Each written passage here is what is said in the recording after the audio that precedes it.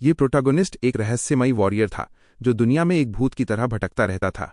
उसके अंदर एक गहरा अंधेरा छुपा था और वो अजीबोगरीब क्रिएचर्स से लड़ता रहता था जिन्हें वहां के लोग मॉन्स्टर्स कहते थे। मारिन अकेला नहीं लड़ता था, बल्कि वो अपनी स्किल्स यूज करके दूसरे लोगों को लेवल अप करने में मदद करता था। वो थोड़ा हटके था क्योंकि वो नॉर्मल खाना नहीं खा सकता था, उसको बस मारे हुए मॉन्स्टर्स का मीट खाना पसंद था। वो उन मांस के टुकड़ों को नूडल्स के साथ उबालता था और ऊपर से थोड़ी हर्ब्स छिड़क देता था। जब भी वो खाना शुरू करता, लोग उसको बड़ी अजीब नजरों से देखते थे क्योंकि उन्हें समझ नहीं आता था कि कोई मॉन्स्टर का मीट कैसे खा सकता है।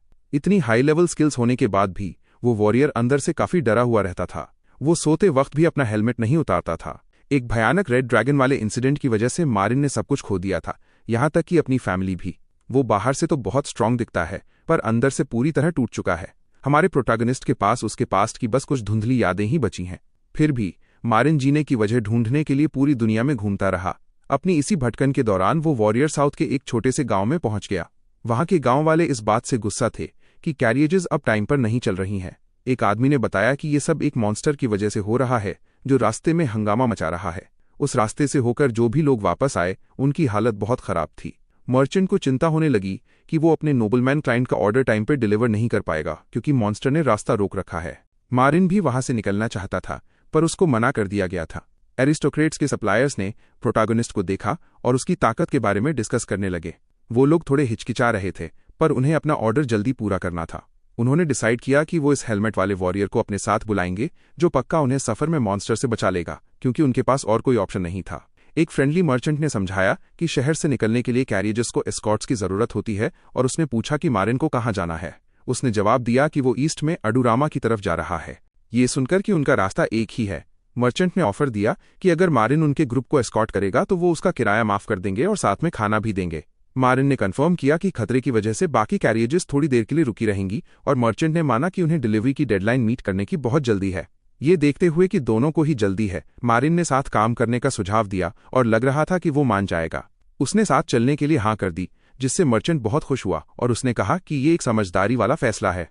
मर्चेंट ने उससे वेट करने को कहा जब तक वो दोपहर से पहले और एस्कॉर्ट्स ढूंढ लेते हैं, और मारिन ने वैगन में बैठकर आराम करना चुना।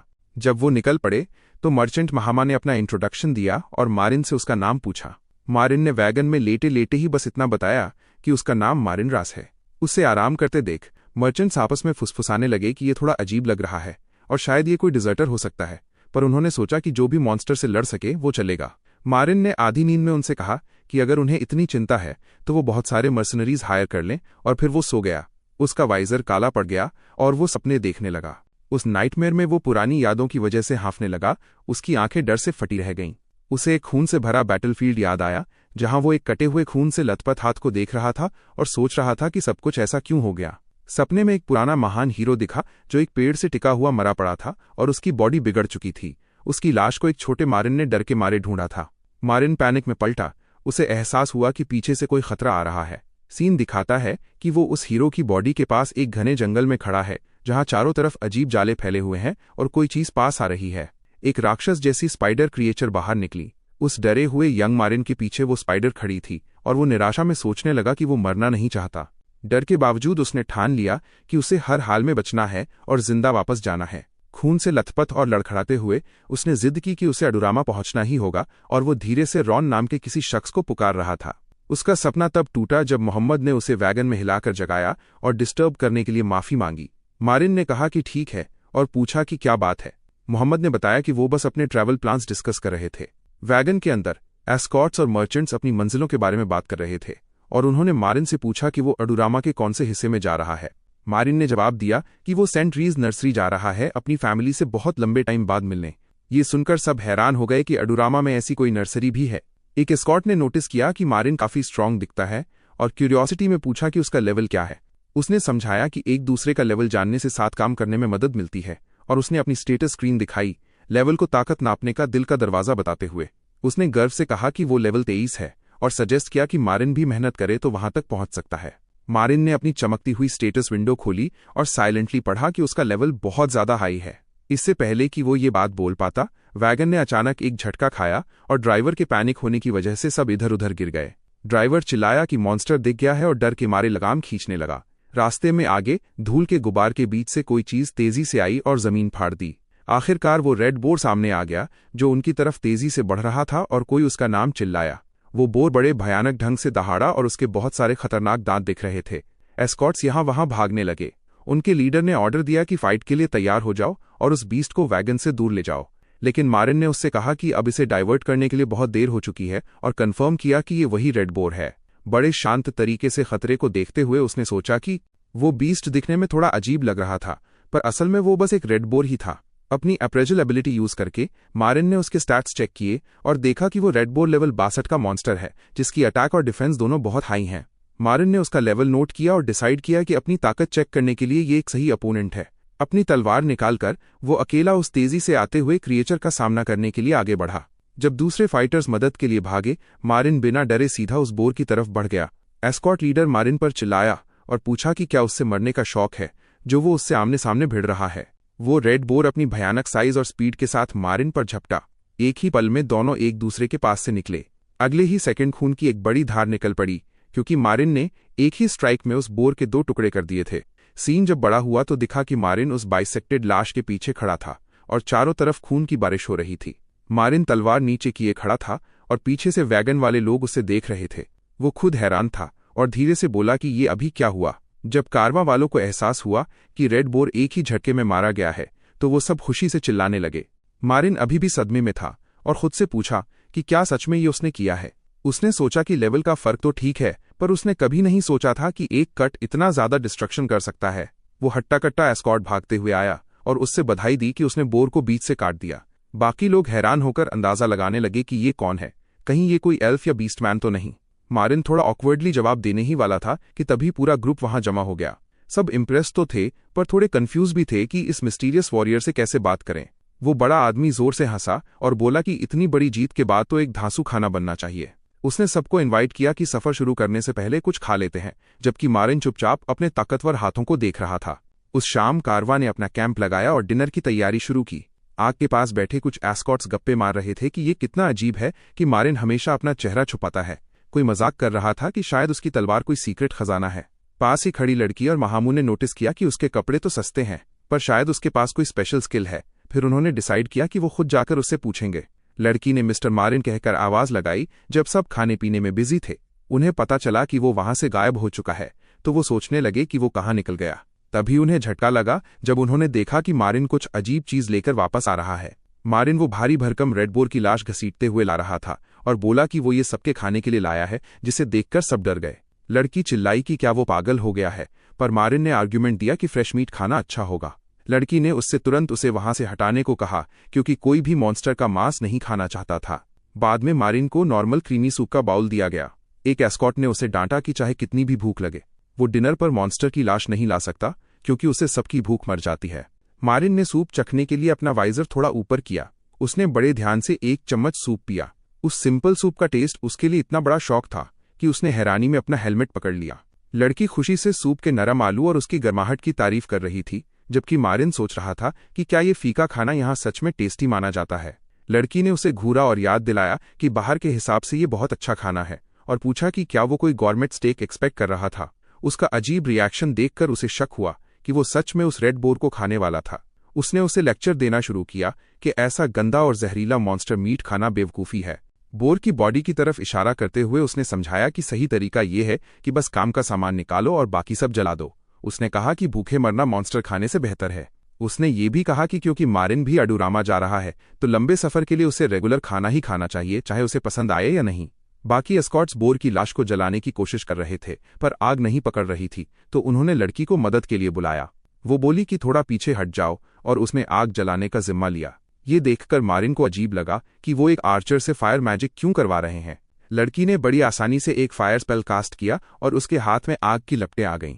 उसने स्पेल छोड़ा और पूरा रेड बोर मैजिक वाली आग में जलने लगा। मारिन उसकी मैजिक की ताकत देखकर दंग रह गया। दूसरे एस्कॉर्ट ने तारीफ की कि मैजिक कितना कन्वीनियंट है और बोला कि उसे भी सीखना चाहिए, जिस पर लड़की ने कहा कि बेसिक स्पेल्स तो आसान और काम के होते हैं। उसने फिर से अपने हाथ तैयार किए। उसका मैजिक देखकर मारिन उसके पास गया और पूछा कि क्या वो मैजिक टावर से है। लड़की थोड़ा सरप्राइज हुई और बोली कि वो बस एक आर्चर है, चाहे उसने मैजिक यूज किया हो। मारिन ने कहा कि ज्यादातर मेजेस मैजिक टावर से ही आते हैं, पर उसने कंधे उचकाकर कहा कि आजकल तो नॉन मेजेस भी ऐसा सिंपल मैजिक कर लेते हैं। हालांकि ओरिजिनल मैजिक सीखने में सालों लगते हैं। उसने मारिन का मजाक उड़ाया कि वो पुराने जमाने की बातें कर रहा है और कहा कि आज के एडवेंचर्स के लिए बेसिक मैजिक नॉर्मल बात है। उसने पूछा कि क्या वो किसी सुनसान जगह पर रह रहा था। बाद में वो उसे झाड़ियों के बीच से लेकर गई और सामने देखने को कहा।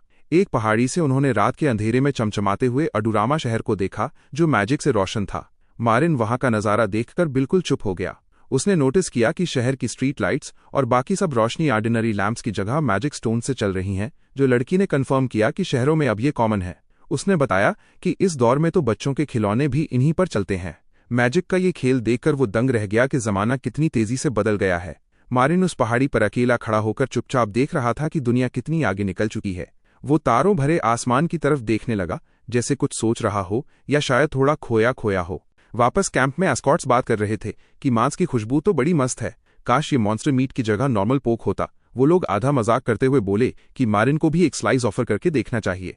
आग के पास बैठे आदमी मजाक कर रहे थे कि बाद में काम खत्म होने पर वो लोग खूब सारा मीट और ठंडी बियर के साथ जश्न मनाएंगे। एक तरफ वो खामोश आर्मर्ड वॉरियर धक धकती आग के सामने खड़ा सब देख रहा था। ईस्टर्न अदामा में मर्चेंट्स ने उस आर्मर्ड मैन का शुक्रिया अदा किया कि उसने खतरनाक रेड बोर को पकड़कर उन्हें शहर जल्दी पहुंचने में मदद की। मर्चेंट्स ने उससे हाथ मिलाया और कहा कि वो उसके बहुत ज्यादा शुक्रगुजार हैं। उन्होंने माना कि अगर मिस्टर मारिन ना होते तो पता नहीं उनका क्या होता। मारिन ने बड़े मॉडेस्ट तरीके से उन्हें थैंक यू कहा। उधर गार्ड्स आपस में गप्पे लड़ा रहे थे और हैरान थे कि मारिन ने पूरे एस्कॉर्ट मिशन के दौरान एक बार भी कुछ नहीं खाया। एक गार्ड ने याद किया कि उसने मारिन को खाना देने की कोशिश की थी, पर कुछ भी सॉलिड खाते ही उसको वॉमिट होने लगती थी, इसलिए उसने सिर्फ पानी पिया। वो सोचने लगे कि कहीं ये कोई बीमारी तो नहीं। उन्हें लगने लगा कि शायद इसी वजह से वो अपना हेलमेट कभी नहीं उतारता और उन्हें चिंता होने लगी कि कहीं ये बीमारी फैलने वाली ना हो। मारिन बिना किसी एक्सप्रेशन के वहां खड़ा था। उसका चेहरा हेलमेट के पीछे पूरी तरह छुपा हुआ था। कारवां लीडर ने मारिन को उसकी मदद के लिए एक एक्स्ट्रा रिवॉर्ड ऑफर किया। हालांकि पेमेंट की पहले ऐसी कोई बात नहीं हुई थी, पर लीडर ने जिद की कि उसका शुक्रिया अदा करना तो बनता है। उसने मारिन को गुड बाय कहा और उम्मीद जताई कि वो फिर कभी मिलेंगे। मारिन ने जब रिवॉर्ड का पाउच खोला तो देखा कि वो आलू से भरा हुआ है। वो चुपचाप उन्हें देखने लगा। उसे समझ नहीं आ रहा था कि इनका क्या करे। वो उन आलुओं को वही सड़क पर छोड़कर आगे निकल गया, जिसे देखकर पास खड़ा एक भिखारी हैरान रह गया। मारिन ने सोचा कि इतने सारे हादसों के बाद वो आखिरकार अपने वतन ईस्टर्न अदामा वापस आ गया है।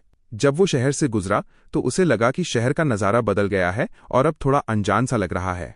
उसने एक पुरानी बेकरी देखी जो उसे याद थी और नोट किया कि वो दुकान आज भी पहले की तरह मस्त चल रही है।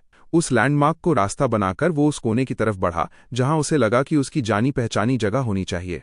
अपने घर की यादों में डूबा हुआ वो एक्साइटमेंट में था कि वो जगह उसे मिल जाएगी। उसे याद था कि सेंट रूस नर्सरी जहां वो बड़ा हुआ था वहीं पर होनी चाहिए, पर नर्सरी की जगह उसे वहां एक चमचमाती हुई खिलौनों की दुकान मिली। वो कंफ्यूज हो गया और सोचने लगा कि क्या वो रास्ता भूल गया या फिर बिना किसी वजह के नर्सरी की जगह ये नई दुकान खुल गई है। शॉपकीपर बाहर आया और उसने पूछा कि क्या मारिन कुछ ढूंढ रहा है। मारिन ने घबराते हुए पूछा कि उस सेंट आर्यू नर्सरी का क्या हुआ जो यहां हुआ करती थी। सेकंड जनरेशन ओनर ने कहा कि उसने कभी ऐसी किसी नर्सरी के बारे में नहीं सुना। मारिन को यकीन नहीं हुआ कि ये बंदा सेकंड जनरेशन ओनर है। उसने बार बार कहा कि नर्सरी पक्का इसी जगह पर थी, पर उस आदमी को कुछ नहीं पता था। पास खड़े एक बुजुर्ग ने ये सुन लिया और पूछा कि क्या मारिन सेंट रास नर्सरी को ढूंढ रहा है, जिस पर मारिन ने तुरंत हाँ कहा। बुजुर्ग ने समझाया कि उन्होंने खुद तो वो जगह कभी नहीं देखी, पर बहुत पहले सुना था कि ऐसी कोई जगह हुआ करती थी। मारिन घबरा गया और पूछा कि बहुत पहले से उनका क्या मतलब है, और फिर वो बुजुर्ग सुनाने लगे जो उन्होंने सुना था। बुजुर्ग ने बताया कि उन्हें याद है कि वो नर्सरी जलकर राख हो गई थी। ये सुनकर मारिन को झटका लगा। मारिन के दिमाग में एक ड्रैगन की आग उगलती आंख घूम गई। उसे याद आया कैसे एक विशाल ड्रैगन के हमले ने पूरे शहर को आग की लपटों में घेर लिया था। जब उसे एहसास हुआ कि वो नर्सरी उस हमले में खत्म हो गई तो कहानी उसके पिछले जन्म की तरफ चली गई, जहां वो काले पानी में डूब रहा था और अपनी बोरिंग सी जिंदगी के बारे में सोच रहा था। डूबते वक्त उसने बताया कि उसकी पहली लाइफ बहुत फीकी और बिना सपनों वाली थी। उसने नोट किया कि उस आखिरी खाली पल में एक पुरानी याद सामने आई। उसे याद आया अपनी फैमिली के साथ डाइनिंग टेबल पर बैठकर खाना खाने की वो गर्माहट जो उससे पहले ही मर चुके थे। उसने इसी पल को अपनी पहली जिंदगी का अंत माना। तभी एक लकड़ी की मछली दिखी और उसे धीरे धीरे अपने आसपास का होश आने लगा। उसे एहसास हुआ कि वो डूबा था, पर अब अंधेरे की जगह उसे एक चमकती हुई छत और लटकता हुआ खिलौना दिख रहा था। बच्चों ने नोटिस किया कि वो क्रिब में जाग गया है और वो चिल्लाने लगे। एक्साइटेड लड़के सिस्टर को बुलाने लगे कि बच्चा जाग गया है। बच्चे के पर्सपेक्टिव से वो सोच रहा था कि ये सब क्या हो रहा है। उसे याद था कि वो एक एक्सीडेंट में मरा था। तभी एक नन वहां आई और लड़कों को डांटा कि चिल्लाकर बच्चे को डराए नहीं। उसने बच्चे को गोद में उठाया और बाकी सबको देखने को कहा।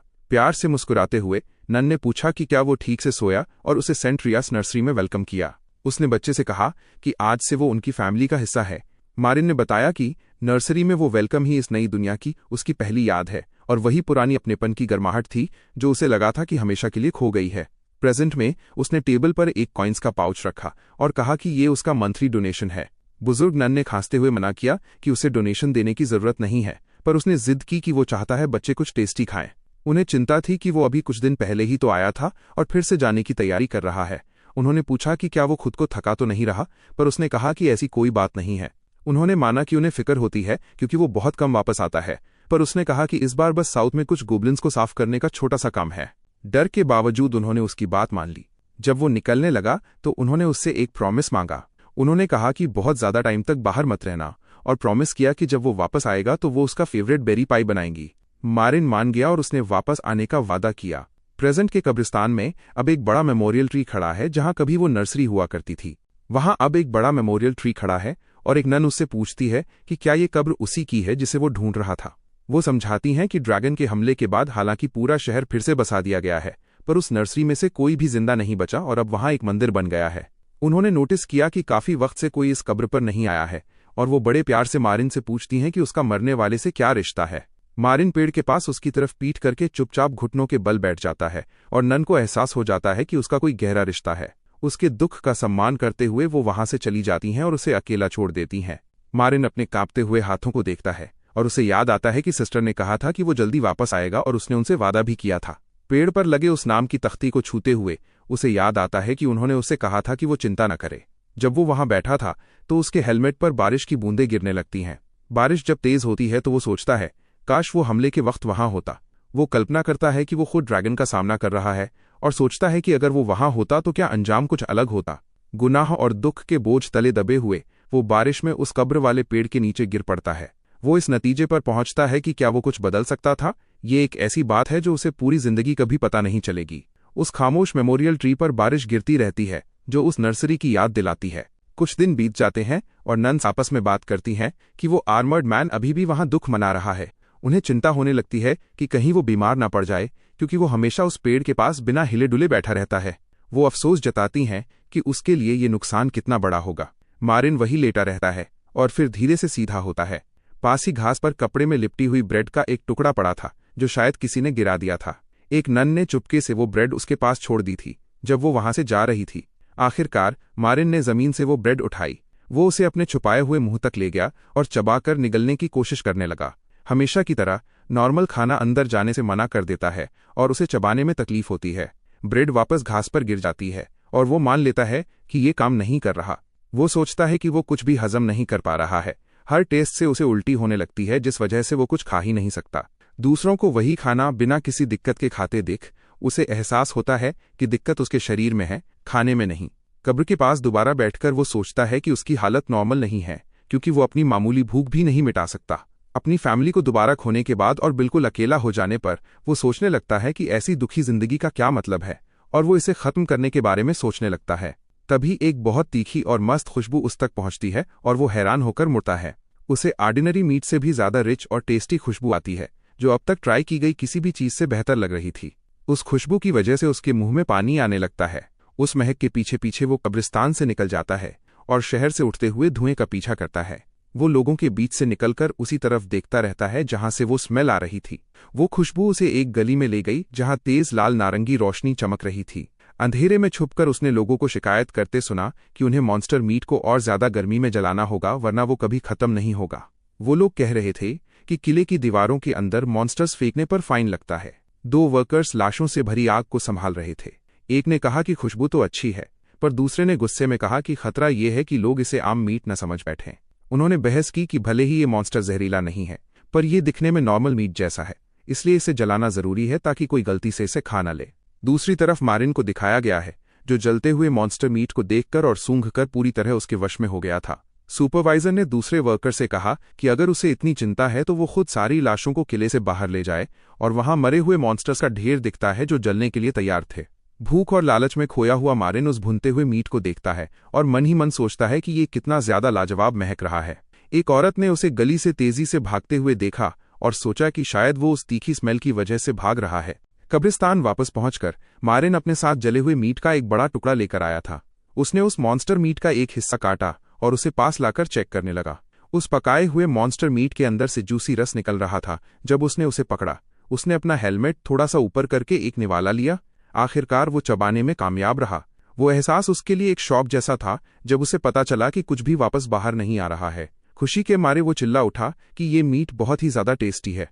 वो बड़े मजे से उसे खाने लगा और हैरान था कि ऐसा स्वाद उसने पहले कभी नहीं चखा। उसने फील किया कि भले ही वो थोड़ा जला हुआ था, पर मीट से बहुत सारा सेवरी जूस निकल रहा था।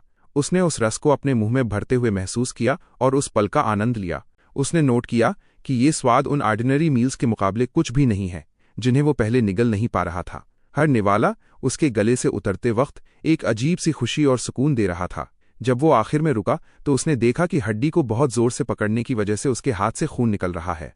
अपने खून से सने हाथ को देखकर वो दंग रह गया कि वो खाने के लिए कितना तड़प रहा था। थकान की वजह से वो कब्रिस्तान के पत्थरों पर औंधे मुंह गिर गया, मुश्किल से हिल पा रहा था। उसके हेलमेट के नीचे से आंसू टपकने लगे और वो चुपचाप रोने लगा। अपने मन में उसने नर्सरी के सभी लोगों से माफी मांगी और कहा कि उसे दुख है कि सिर्फ वो ही जिंदा बचा।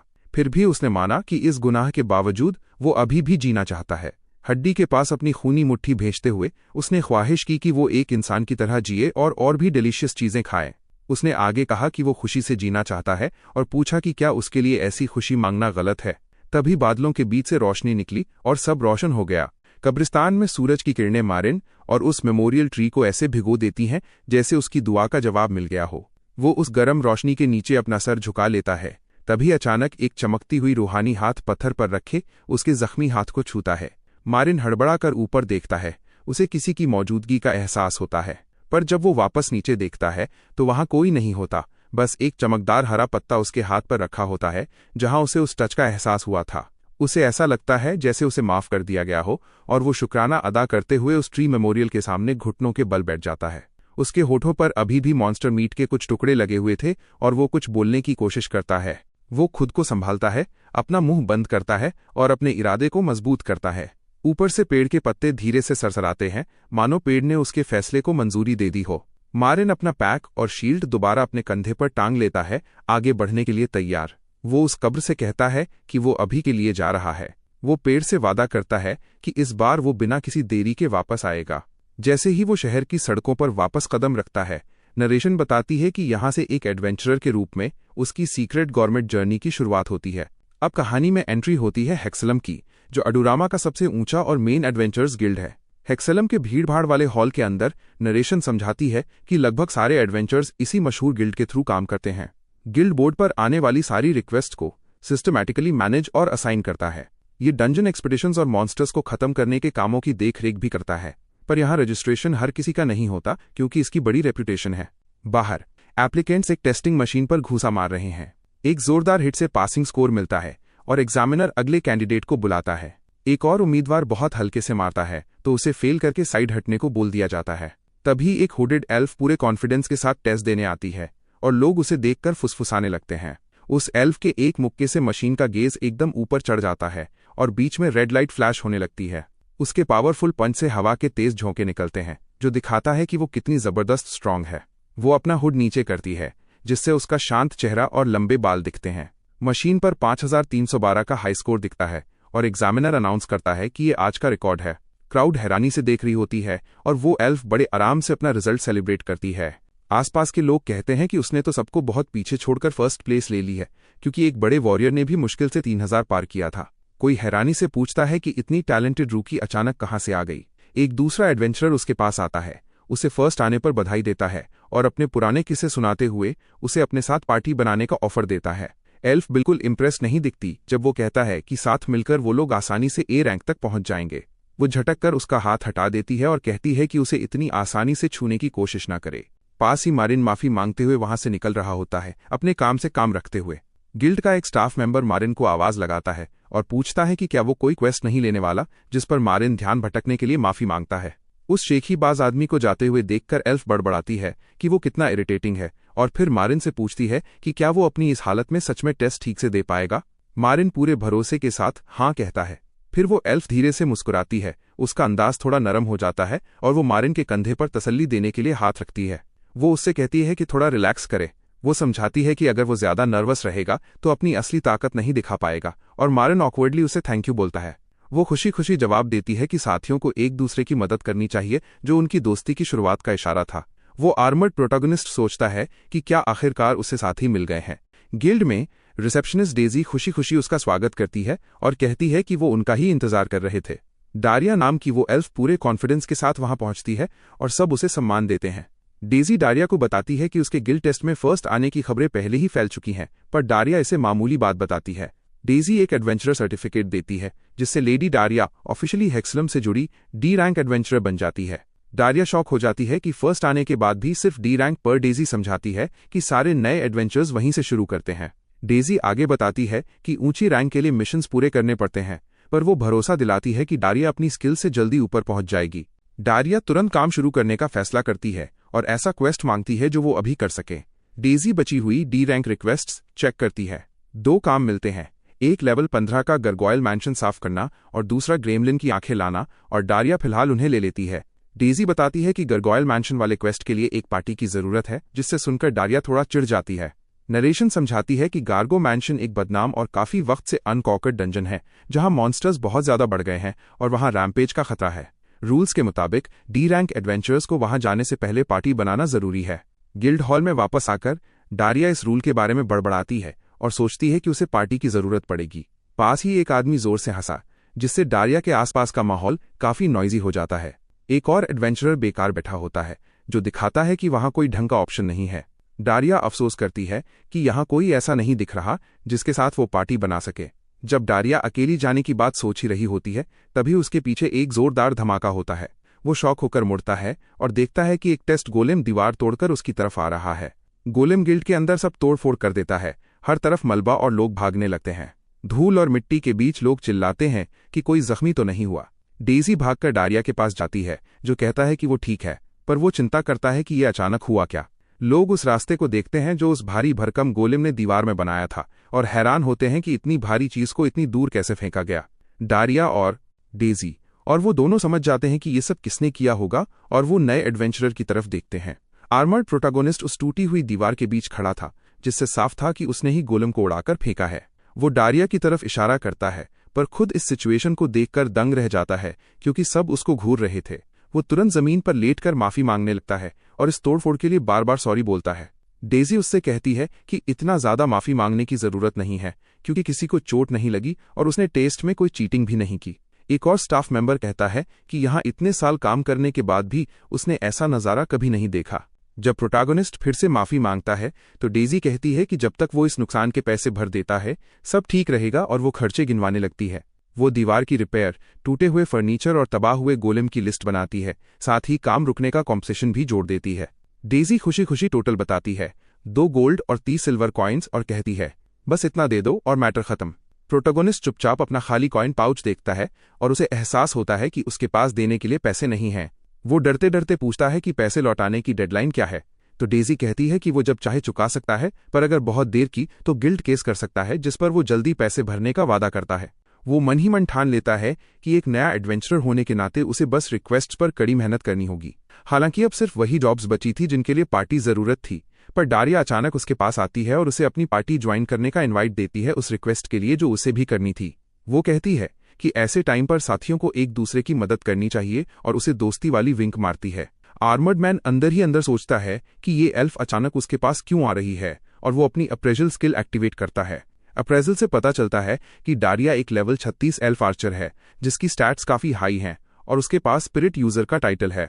डारिया प्रपोज करती है कि क्योंकि उनकी मंजिल एक ही है, तो वो दोनों एक एक रिक्वेस्ट संभाल सकते हैं, जिससे वो और भी ज्यादा उलझन में पड़ जाता है क्योंकि उसकी एबिलिटी इतनी ज्यादा थी। वो डेजी से कंफर्म करती है कि वो दोनों मिलकर 2 क्वेस्ट ले सकते हैं और उनके रोल्स एक दूसरे के लिए परफेक्ट हैं।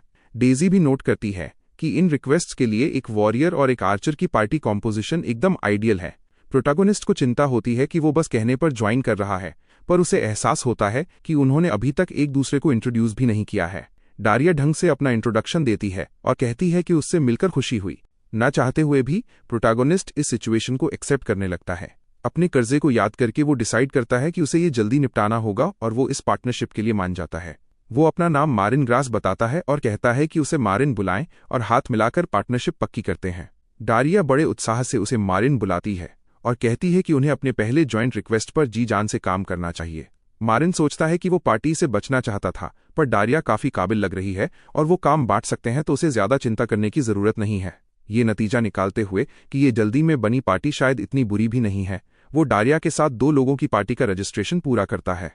जैसे ही वो निकलने लगते हैं, डारिया अचानक उसका हाथ पकड़ लेती है, जिससे वो कंफ्यूज हो जाता है। मारिन पूछता है कि क्या हुआ, तो डारिया उसे रोककर एक गंभीर सवाल पूछती है और उसके चेहरे पर अंधेरा सा छा जाता है। डारिया पूछती है कि क्या मारिन सच में एक इंसान ही है। बाद में मारिन अकेला एक जंगल वाली जगह पहुंचता है और कंफर्म करता है कि वो क्वेस्ट साइट पर है।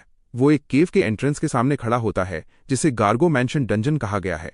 डारिया पहले से वहां थी और बेसब्री से उसे अंदर चलने को कहती है। डंजन के अंदर डारिया कड़वाहट के साथ शिकायत करती है कि उसे एक इंसान के साथ पार्टी बनानी पड़ रही है, जिन्हें वो एक घटिया रेस मानती है। मारिन ये सुनकर एल्व्स के बारे में सोचने लगता है। उसे याद आता है कि एल्व्स लंबी उम्र वाले और खूबसूरत जीव होते हैं, जिन्हें अक्सर इंसान गुलाम बना लेते थे, जिस वजह से दोनों रेसेस के बीच रिश्ते खराब हैं। वो इसकी तुलना डेजी से करता है, जो एक एल्फ होकर भी उससे बड़ी नरमी से पेश आई थी, जो इस पुरानी हिस्ट्री से मेल नहीं खाता। जैसे ही वो आगे बढ़ते हैं, मारिन के चारों तरफ एक अजीब पर्पल एनर्जी घूमने लगती है, जो डंजन के खतरे का इशारा था। जल्दी ही दोनों एडवेंचर्स गार्गो मैंशन के उस अजीब से आंगन में निकलते हैं। मारिन नोट करता है कि इसके अंदर का नज़ारा सच में एक महल जैसा है और ये एक दूसरी ही दुनिया लग रही है। बिल्डिंग के आसपास उड़ते हुए मॉन्स्टर्स को देखकर वो ग्रेमलिन को टारगेट करता है और अप्रेज यूज करता है। उसका अप्रेजल बताता है कि ग्रेमलिन्स लेवल 18 के मॉन्स्टर्स हैं, जिनकी अटैक पावर हाई है और शरीर काफी मजबूत है। उन मंडराते हुए ग्रेमलिन्स को नफरत से देखते हुए डारिया मारिन को ऑर्डर देती है कि वो रास्ते से हट जाए और रिक्वेस्ट में रुकावट ना बने। साथ ही वो फिर से इंसानों की इंसल्ट करती है। मारिन उसकी बातों को इग्नोर करके आगे निकल जाता है, जिससे डारिया हैरान रह जाती है। डारिया उस पर चिल्लाती है कि उसे इग्नोर मत करे और कहती है कि उसने अभी कहा था कि वो दूर रहे। वो गुस्से में इंसानों को बदतमीज और कम उम्र वाले बोलते हैं, जिस पर मारिन पलटकर कहता है कि दुश्मनी डारिया ने शुरू की थी और बताता है कि वो पहले ही 100 साल से ऊपर का हो चुका है। मारिन के इस शांत जवाब से कंफ्यूज होकर डारिया पूछती है कि वो क्या बकवास कर रहा है, जबकि मारिन सजेस्ट करता है कि उन्हें डारिया के पुराने आइडिया पर ही चलना चाहिए और अलग अलग काम करना चाहिए। मारिन प्रपोज करता है कि वो क्वेस्ट के दौरान एक दूसरे के रास्ते में ना आए, और डारिया ये सुनकर शॉक हो जाती है कि वो बिना किसी तैयारी के अकेला अंदर जाने का प्लान बना रहा है। मारिन बड़े आराम से कहता है कि ग्रेमलिन सिर्फ लेवल 18 के हैं और उनकी ताकत के हिसाब से किसी स्पेशल तैयारी की जरूरत नहीं है। डारिया को एहसास होता है कि मारिन ने पक्का एक पावरफुल अप्रेजल स्किल से उसकी स्टैट्स देख ली हैं और वो डर जाती है कि कहीं मारिन उससे ज्यादा स्ट्रांग तो नहीं। फिर वो मारिन पर इल्जाम लगाती है कि उसने गिल्ड में ही उसकी जानकारी चुराकर देख ली थी। डारिया गुस्से में उसे गंदा इंसान बोलती है कि उसने चुपके से गिल्ड में उसे अप्रेज किया। जब डारिया बुरा भला कह रही थी, तभी एक ग्रेमलिन पीछे से हमला करने के लिए झपट्टा मारता है। फिर भी वो इंसानों को एक घटिया रेस बोलते हुए दूसरों को देखने की बदतमीजी पर चिल्लाती रहती है। वो लगातार चिल्लाता रहा और मारिन को बेशर्म बोलता रहा कि उसने बिना परमिशन की जानकारी निकाली। तभी अचानक ऊपर से एक ग्रेमलिन ने डारिया पर हमला कर दिया। मारिन की तलवार एकदम से डारिया और उस मॉन्स्टर के बीच आ गई और उसने डंजन में शांति बनाए रखने का ऑर्डर दिया। उसने एक जोरदार स्लैश मारा, जिससे ग्रेमलिन की चीख साफ हो गई और सब शांत हो गया। मारिन ने उसे डांटा कि डंजन में चुप रहना और फोकस करना एक बेसिक कॉमन सेंस है। जैसे ही मॉन्स्टर का खून उड़ा, डारिया ने अपने चेहरे से उस मॉन्स्टर की गंदगी साफ की। वो काफी घबराया हुआ था। मारिन ने साफ साफ मान लिया कि हाँ, उसने गिल्ड में मिलते वक्त डारिया की इन्फो देखी थी। डारिया को लगा कि उसकी बात सही निकली और वो चिल्लाने लगा, पर मारिन ने आगे कहा कि अगर डारिया को उसकी मौजूदगी इतनी ही बुरी लगती है तो उन्हें अपना काम जल्दी खत्म करना चाहिए। मुड़ते हुए मारिन बोला कि दोनों के लिए यही बेहतर है कि अपने अपने मकसद जल्दी पूरे करें। डारिया इस बात पर चिढ़ गया कि मारिन उसे एक बोझ समझ रहा है। वो जोर जोर से प्रोटेस्ट करने लगा कि वो किसी के रास्ते में नहीं आ रहा और मारिन को अपनी औकात दिखाने को कहा। डारिया ने अनाउंस किया कि वो गार्गो बॉस को अकेला संभाल लेगा और मारिन बस ग्रेमलिन्स इकट्ठे करे, जिस पर मारिन बड़े आराम से मान गया। मारिन ने आगे बढ़ते हुए एक झपटने वाले ग्रेमलिन को सर से पकड़ा और अपना क्वेस्ट शुरू किया। उसने फटाफट ग्रेमलिन्स को निपटाना शुरू किया और चारों तरफ उनकी लाशें बिछा दी। 50 तक गिनने के बाद उसने सोचा कि क्वेस्ट के लिए इतनी ग्रेमलिन आईबॉल्स काफी हैं। डारिया की तरफ देखते हुए उसने नोटिस किया कि वहां हालत थोड़ी खराब हो रही है। डारिया की कमान एक गार्गोइल के सींग से टकराकर टूट गई थी, जिस वजह से वो मुसीबत में था। मारिन के अप्रेजल ने दिखाया कि गार्गोइल्स लेवल 21 के स्टोन बॉडी वाले मॉन्स्टर्स हैं, जो ग्रेमलिन से ज्यादा खतरनाक होते हैं। डारिया हाँफ रहा था और गार्गोइल से घिरा हुआ था। वो अपने टूटे हुए वेपन से लड़ने की कोशिश कर रहा था। वो डर के मारे अपने डैमेज हुए बो से ही अटैक कर रहा था। दूर से देखते हुए मारिन ने जज किया कि अगर डारिया को अकेला भी छोड़ दिया जाए तो शायद वो मरेगा नहीं। तुरंत मदद की कोई जरूरत ना देखते हुए मारिन ने डिसाइड किया कि वो थोड़ा आराम करेगा और कुछ खाएगा। उसने एक ग्रेमलिन की लाश को देखा और सोचने लगा कि इसका कौन सा हिस्सा खाने लायक है। उसने उसकी बॉडी को एक मेंढक से कंपेयर किया और डिसाइड किया कि वो इसे वैसे ही काटेगा। खाने लायक हिस्सों को निकालने के बाद उसने नोट किया कि मीट उम्मीद से कम है। उसने मीट को छोटे टुकड़ों में काटा और उन्हें सीख पर लगा दिया। वैरायटी के लिए उसने कुछ ऑर्गन्स भी लगा दिए, ये सोचकर कि अगर ढंग से पकाया जाए तो ये एनिमल ऑर्गन्स की तरह टेस्टी हो सकते हैं। उसने उन सीख को आग पर तब तक भुना जब तक वो सिजल न करने लगे। तैयार डिश, जिसे उसने ग्रेमलिन स्क्यूअर्स का नाम दिया, दिखने में काफी टेस्टी लग रही थी। मारिन ने अपनी पहली कुकिंग की तारीफ की और सोचा कि स्क्यूअर्स मस्त दिख रहे हैं। टेस्ट जानने के लिए उसने अपना हेलमेट उठाया और एक निवाला लिया। उसने ग्रेमलिन स्क्यूअर खाना शुरू किया। खुश होकर उसने कंफर्म किया कि मॉन्स्टर मीट सच में टेस्टी हो सकता है। उसने टेस्ट को चिकन के बजाय बतख जैसा बताया, जिसमें एक तीखी और अजीब सी महक थी। वो खाते खाते सोचने लगा कि अगर सॉस होता तो ये और भी बेहतर लगता। पेट भरने के बाद वो डंजन के कॉरिडोर में स्क्यूअर खाते हुए घूमने लगा। तभी अचानक वो गिर गया और एक सिस्टम मैसेज आया कि उसे माइनर पॉइजन चढ़ गया है। एक और मैसेज आया कि वो अब पॉइजन स्टेट में है। पैरालाइज्ड होने की वजह से उसे एहसास हुआ कि उसका शरीर हिल नहीं रहा है। जमीन पर तड़पते हुए उसने नतीजा निकाला कि वो तीखा टेस्ट शायद जहर की वजह से ही था। उसके पास कोई एंटीडोट नहीं था तो वो पैनिक करने लगा। वो पागलपन में खुद को ठीक करने का रास्ता सोचने लगा। तभी उसे एंटीडोट वर्ड याद आया। उसने दिमाग लगाया कि ग्रेमलिन जहर का यूज अटैक के लिए नहीं करते, इसका मतलब उनकी बॉडी में नेचुरल जहर होता है, पर उनके पास उसे न्यूट्रलाइज करने की ताकत भी होती है। उसने सोचा कि जिगर, जो जहर साफ करता है, वही रास्ता है और उसने तुरंत एक ग्रेमलिन लिवर पकड़ लिया और कोई रास्ता न देखकर उसने वो लिवर खा लिया, ये दुआ करते हुए कि ये काम कर जाए। सिस्टम नोटिस ने कंफर्म किया कि ग्रेमलिन पॉइजन खत्म हो गया है और मारिन ने चैन की सांस ली। बचने के बाद बैठते हुए उसने माना कि उसे लगा था वो मर जाएगा। सोचते हुए उसने नतीजा निकाला कि लोग शायद मॉन्स्टर मीट सिर्फ घिन की वजह से नहीं बल्कि जहर की वजह से भी नहीं खाते, और उसने डिसाइड किया कि अब से वो एंटीडोट्स के बारे में पढ़ाई करेगा। उसी वक्त डारिया वहां भागते हुए आया और मारिन को ये सब करते देख दंग रह गया। डर के मारे डारिया ने पूछा कि मारिन ये क्या कर रहा है। काटे हुए ग्रेमलिन पार्ट्स के बीच खड़ा मारिन सिर्फ हल्का सा जवाब दे पाया, जबकि डारिया हैरानी में उसे घूरता रहा। अपना सर पकड़ते हुए डारिया ने अफसोस जताया कि इंसान उसकी सोच से भी ज्यादा जंगली हैं और चिल्लाने लगा कि ये सब पागलपन है। उसे समझ नहीं आ रहा था कि मारिन इतने आराम से ये सब कैसे खा सकता है। मारिन ने बीच में बोलने की कोशिश की और कहा कि वो जानता है एल्व्स वेजिटेरियन होते हैं, पर मीट खाने वालों को नीचा दिखाना गलत है, जिससे डारिया और गुस्सा हो गया। डारिया निराशा में डूब गया और इस पार्टनरशिप को एक नाइटमेयर बताने लगा और विश करने लगा कि वो वर्ल्ड ट्री वापस जा सके। खुद को संभालते हुए उसने कंफर्म किया कि ग्रेमलिन क्वेस्ट खत्म हो गया है और पूछा कि अगर मारिन का काम हो गया है तो वो गया क्यों नहीं। मारिन ने जवाब दिया कि उन्होंने 2 लोगों की पार्टी के रूप में काम लिया है और अगर वो अलग हुए और कुछ हो गया तो वो दोनों और डेजी जिम्मेदार ठहराए जाएंगे। डेजी का नाम सुनकर डारिया थोड़ा ठिठक गया कि उस पर आंच आ सकती है। हड़बड़ाते हुए उसने कहा कि डेजी की फिक्र वो खुद कर लेगा, मारिन को करने की जरूरत नहीं है। मारिन ने नोट किया कि अभी भी क्वेस्ट का टाइम बचा है और बचे हुए गार्गोइल्स खत्म करने का ऑफर दिया ताकि पार्टी जॉब जल्दी खत्म हो जाए। डारिया ने एक इंसान से मदद लेने से मना कर दिया और कहा कि वो खुद जल्दी खत्म कर लेगा और मारिन को वेट करने को कहा। जब मारिन ने जब एक अजीब सी चीज निकाली तो डारिया कंफ्यूज होकर देखने लगा और पूछा कि ये क्या है। मारिन ने अपनी तलवार और एक कढ़ाई उठाते हुए कहा कि वो एक बात बताना भूल गया था। उसने समझाया कि वो असल में एक शील्ड सोल्जर था और फिर उसने एक प्रोवोकेशन स्किल यूज की जिससे मॉन्स्टर्स का ध्यान जोर शोर से उसकी तरफ खींचने लगा। उस आवाज ने तुरंत पास के ग्रेमलिन्स को बुला लिया। गार्गोइल्स भी जाग गए और उस पर फोकस करने लगे। डारिया शॉक में देखता रहा क्योंकि मारिन तलवार से पैन को पीटे जा रहा था।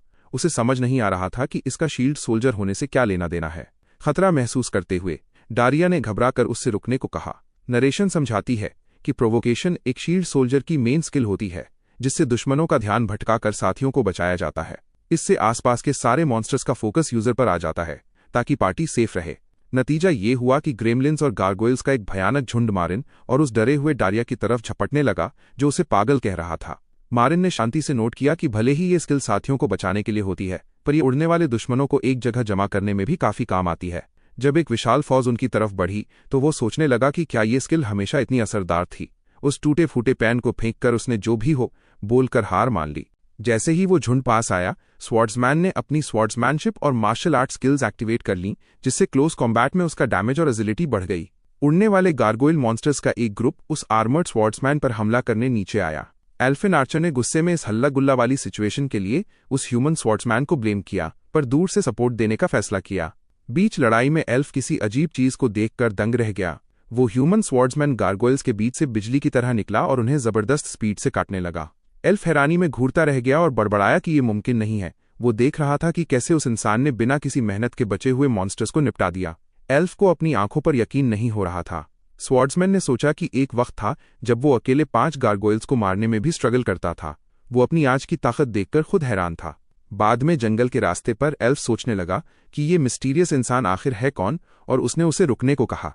एल्फ ने कमेंट किया कि लगभग पूरी लड़ाई तो इस इंसान ने ही संभाल ली, पर उससे कहा गया कि पार्टी रिक्वेस्ट्स में अचीवमेंट शेयर की जाती हैं।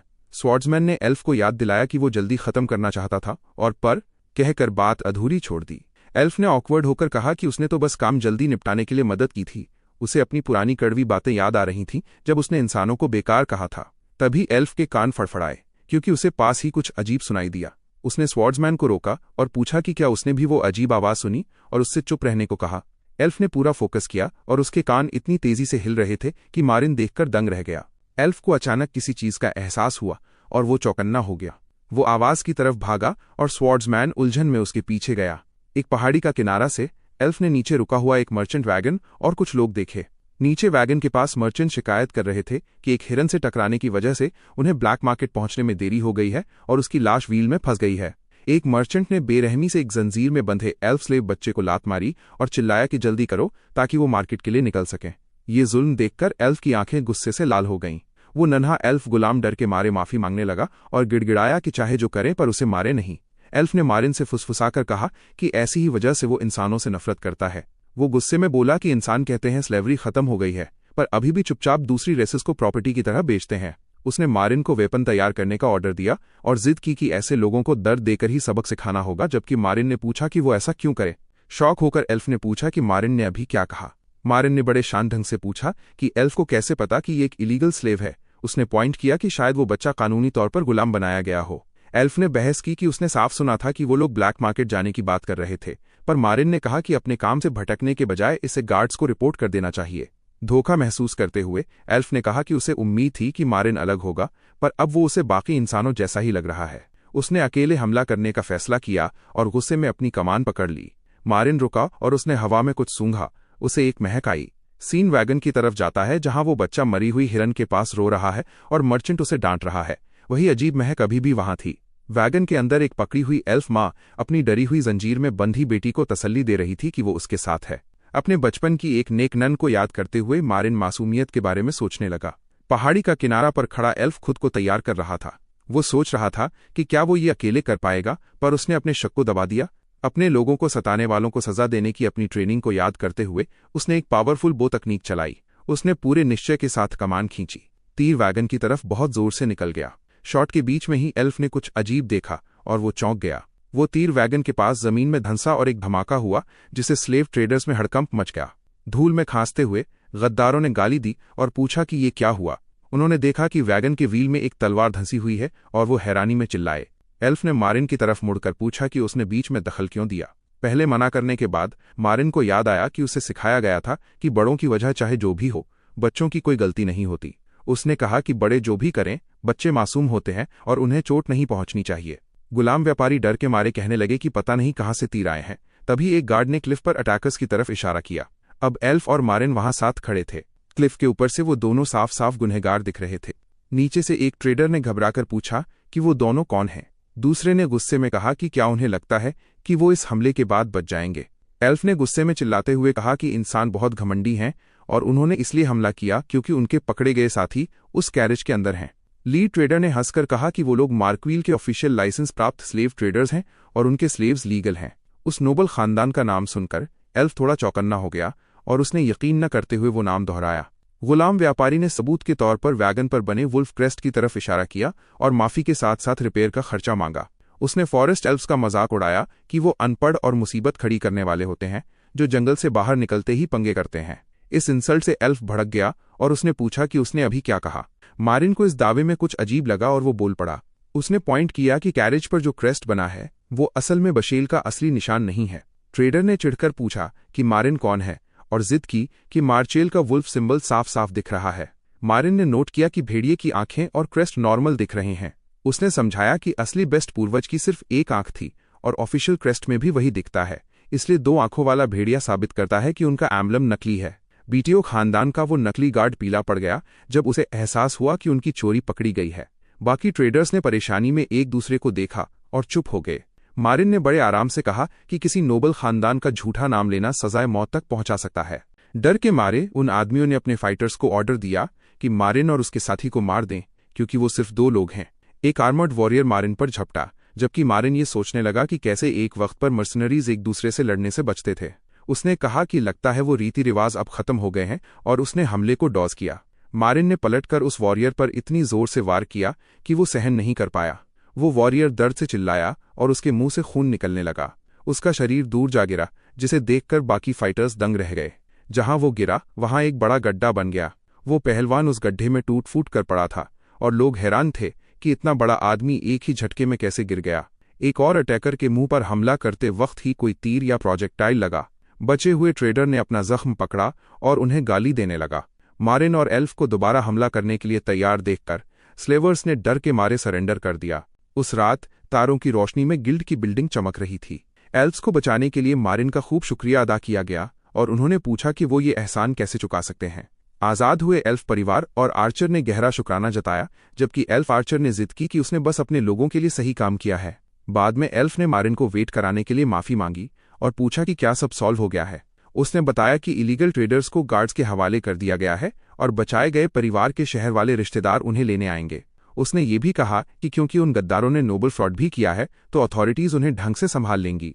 मारिन ने शर्माते हुए उन्हें रोका। वो कुछ और कहना चाहता था। एल्फ औरत ने कन्फर्म किया कि मारिन ही उनका आर्मर्ड सेवर था। उसकी नन्ही बेटी ने एक्साइटमेंट में उसकी तारीफ की कि वो कितना कूल है, और फिर से थैंक यू कहा। परिवार ने बाय बाय कहा और बच्ची ने जाते वक्त मिस्टर अंकल को खुशी खुशी गुड बाय बोला। मारिन चुपचाप उन्हें जाते हुए देखकर कुछ सोचने लगा।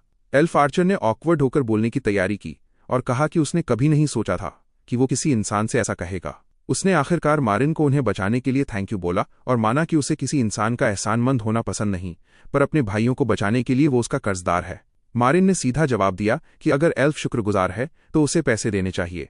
उसने दोहराया कि शुक्राने को कैश में बदल देना चाहिए, जिसे एल्फ चौंक गया। एल्फ को बहुत गुस्सा आया कि क्या मारिन ने डंजन में शुरू से ही पैसों के लिए मदद की थी। मारिन ने आर्ग्यूमेंट दिया कि जज्बातों से ज्यादा पैसों पर भरोसा किया जा सकता है, जिस पर एल्फ भड़क गया कि उसे यकीन नहीं हो रहा कि उसने ऐसे इंसान के लिए कभी शुक्राना महसूस किया था। बड़बड़ाते हुए उसने कॉइन्स का एक पाउच मारिन की तरफ फेंका और कहा कि इसे लो और यहां से दफा हो जाओ। वो गुस्से में वहां से निकल गया और कसम खाई कि वो कभी इंसानों पर भरोसा नहीं करेगा। एल्फ के जाने पर मारिन ने कंधे उचकाए। वो पैसे मिलने से सैटिस्फाई था। अगले दिन हेक्सम गिल्ड में हॉल काफी भरा हुआ था। काउंटर पर गिल्ड स्टाफ ने कलेक्ट किए हुए आइटम्स चेक किए, जिसमें पीचेस और रिवॉर्ड मनी शामिल थी। रिसेप्शनिस्ट ने मारिन को उसका पहला गिल्ड रिक्वेस्ट सक्सेसफुली पूरा करने पर बधाई दी। उसने नोट किया कि पहले रिक्वेस्ट के हिसाब से काम काफी मुश्किल था, पर उसने तारीफ की कि मारिन ने इसे कितनी जल्दी खत्म कर दिया। उसने क्वेस्ट का मॉनेटरी रिवॉर्ड हाथ में दिया। मारिन कंफ्यूज हो गया कि पेमेंट इतनी कम क्यों है, और उसने घबराते हुए कहा कि रिवॉर्ड कम लग रहा है।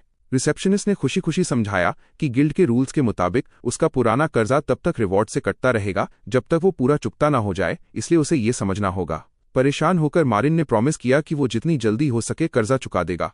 उसे एहसास हुआ कि उसे और पैसों की जरूरत है, तो उसने तुरंत एक और रिक्वेस्ट लेने और बाहर निकलने का फैसला किया।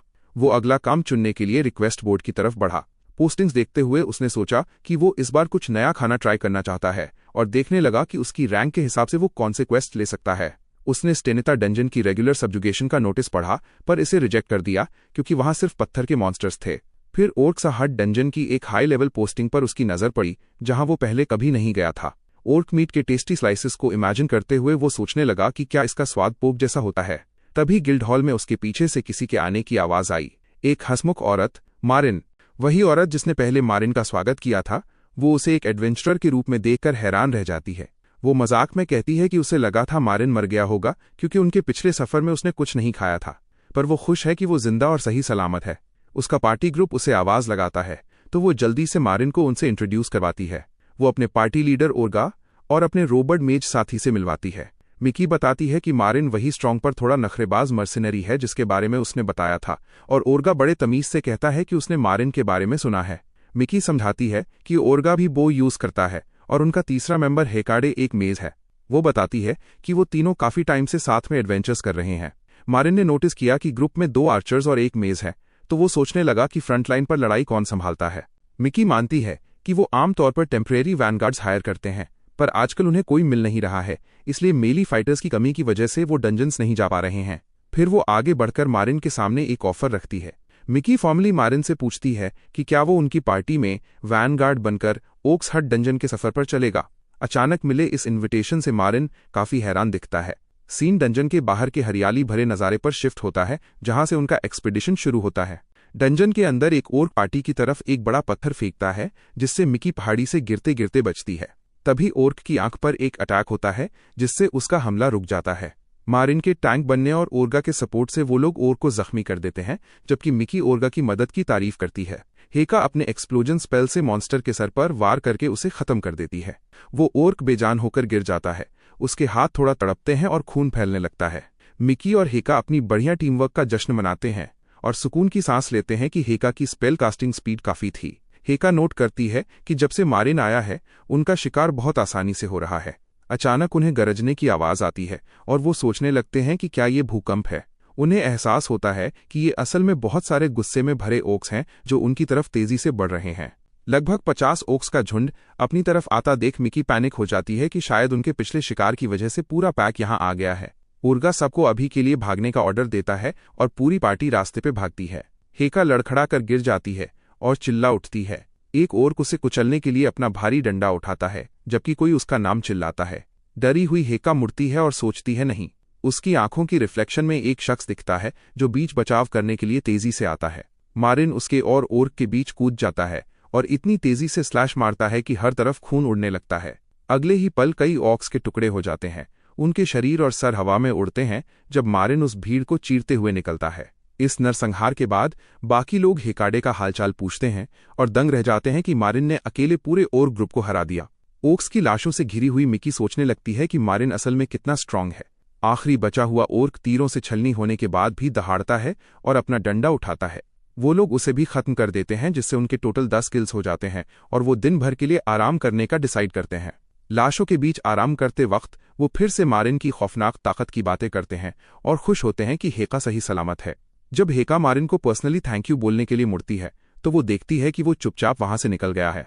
वो हवा में कुछ सूंघती है और उसे एक नई महक आती है। हेका उसे भुनते हुए मांस की खुशबू बताती है और हैरान होती है कि डंजन के बीच में ये महक कहाँ से आ रही है।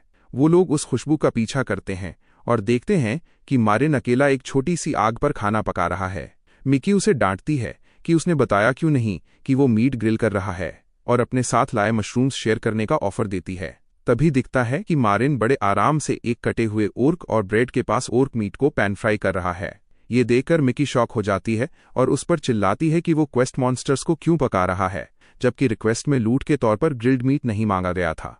स्क्रीन पर ग्रिल्ड ओर्क थाई का टैग आता है और कैमरा पैन में सिजल होते हुए मीट पर फोकस करता है।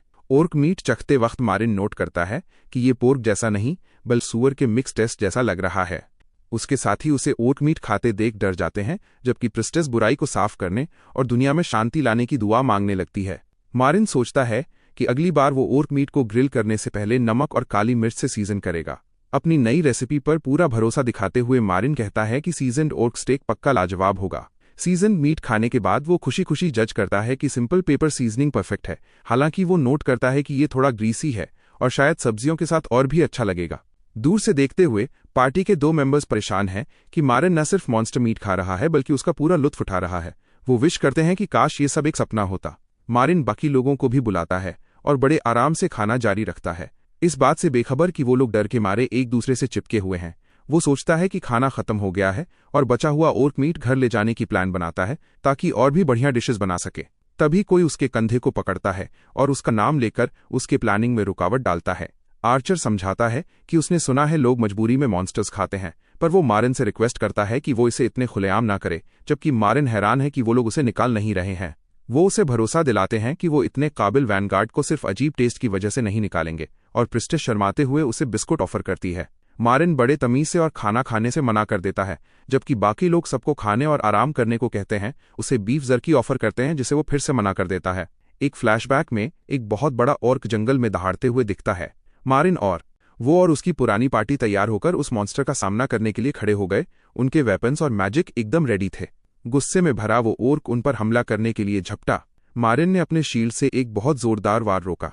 पूरी पार्टी ने मिलकर तीरों और बिजली वाले मैजिक का यूज किया ताकि वो ओर्क को काबू में कर सकें जब वो मारिन से भिड़ रहा था।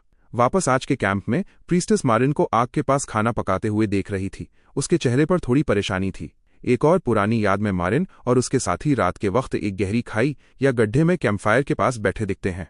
प्रेजेंट में एक पार्टी मेंबर नोट करता है कि उनकी रिक्वेस्ट का ये आखिरी दिन है और वो पूछता है कि मारिन अभी भी अलग सोने पर क्यों जिद कर रहा है। वो जवाब देता है कि बस ऐसे ही आसानी रहती है। जब बाकी लोग रात की चौकीदारी की तैयारी करते हैं, वो फीमेल फाइटर चुपचाप कुछ सोच रही होती है, जबकि प्रीस्टेस जम्हाई लेती है और आर्चर पहली वॉच के लिए खुद आगे आता है। मारिन सोने के लिए लेट जाता है और प्रीस्टेस सबको थैंक यू बोलकर गुड नाइट विश करती है। आग की सरसराहट सुनते सुनते उसकी आंख लग जाती है।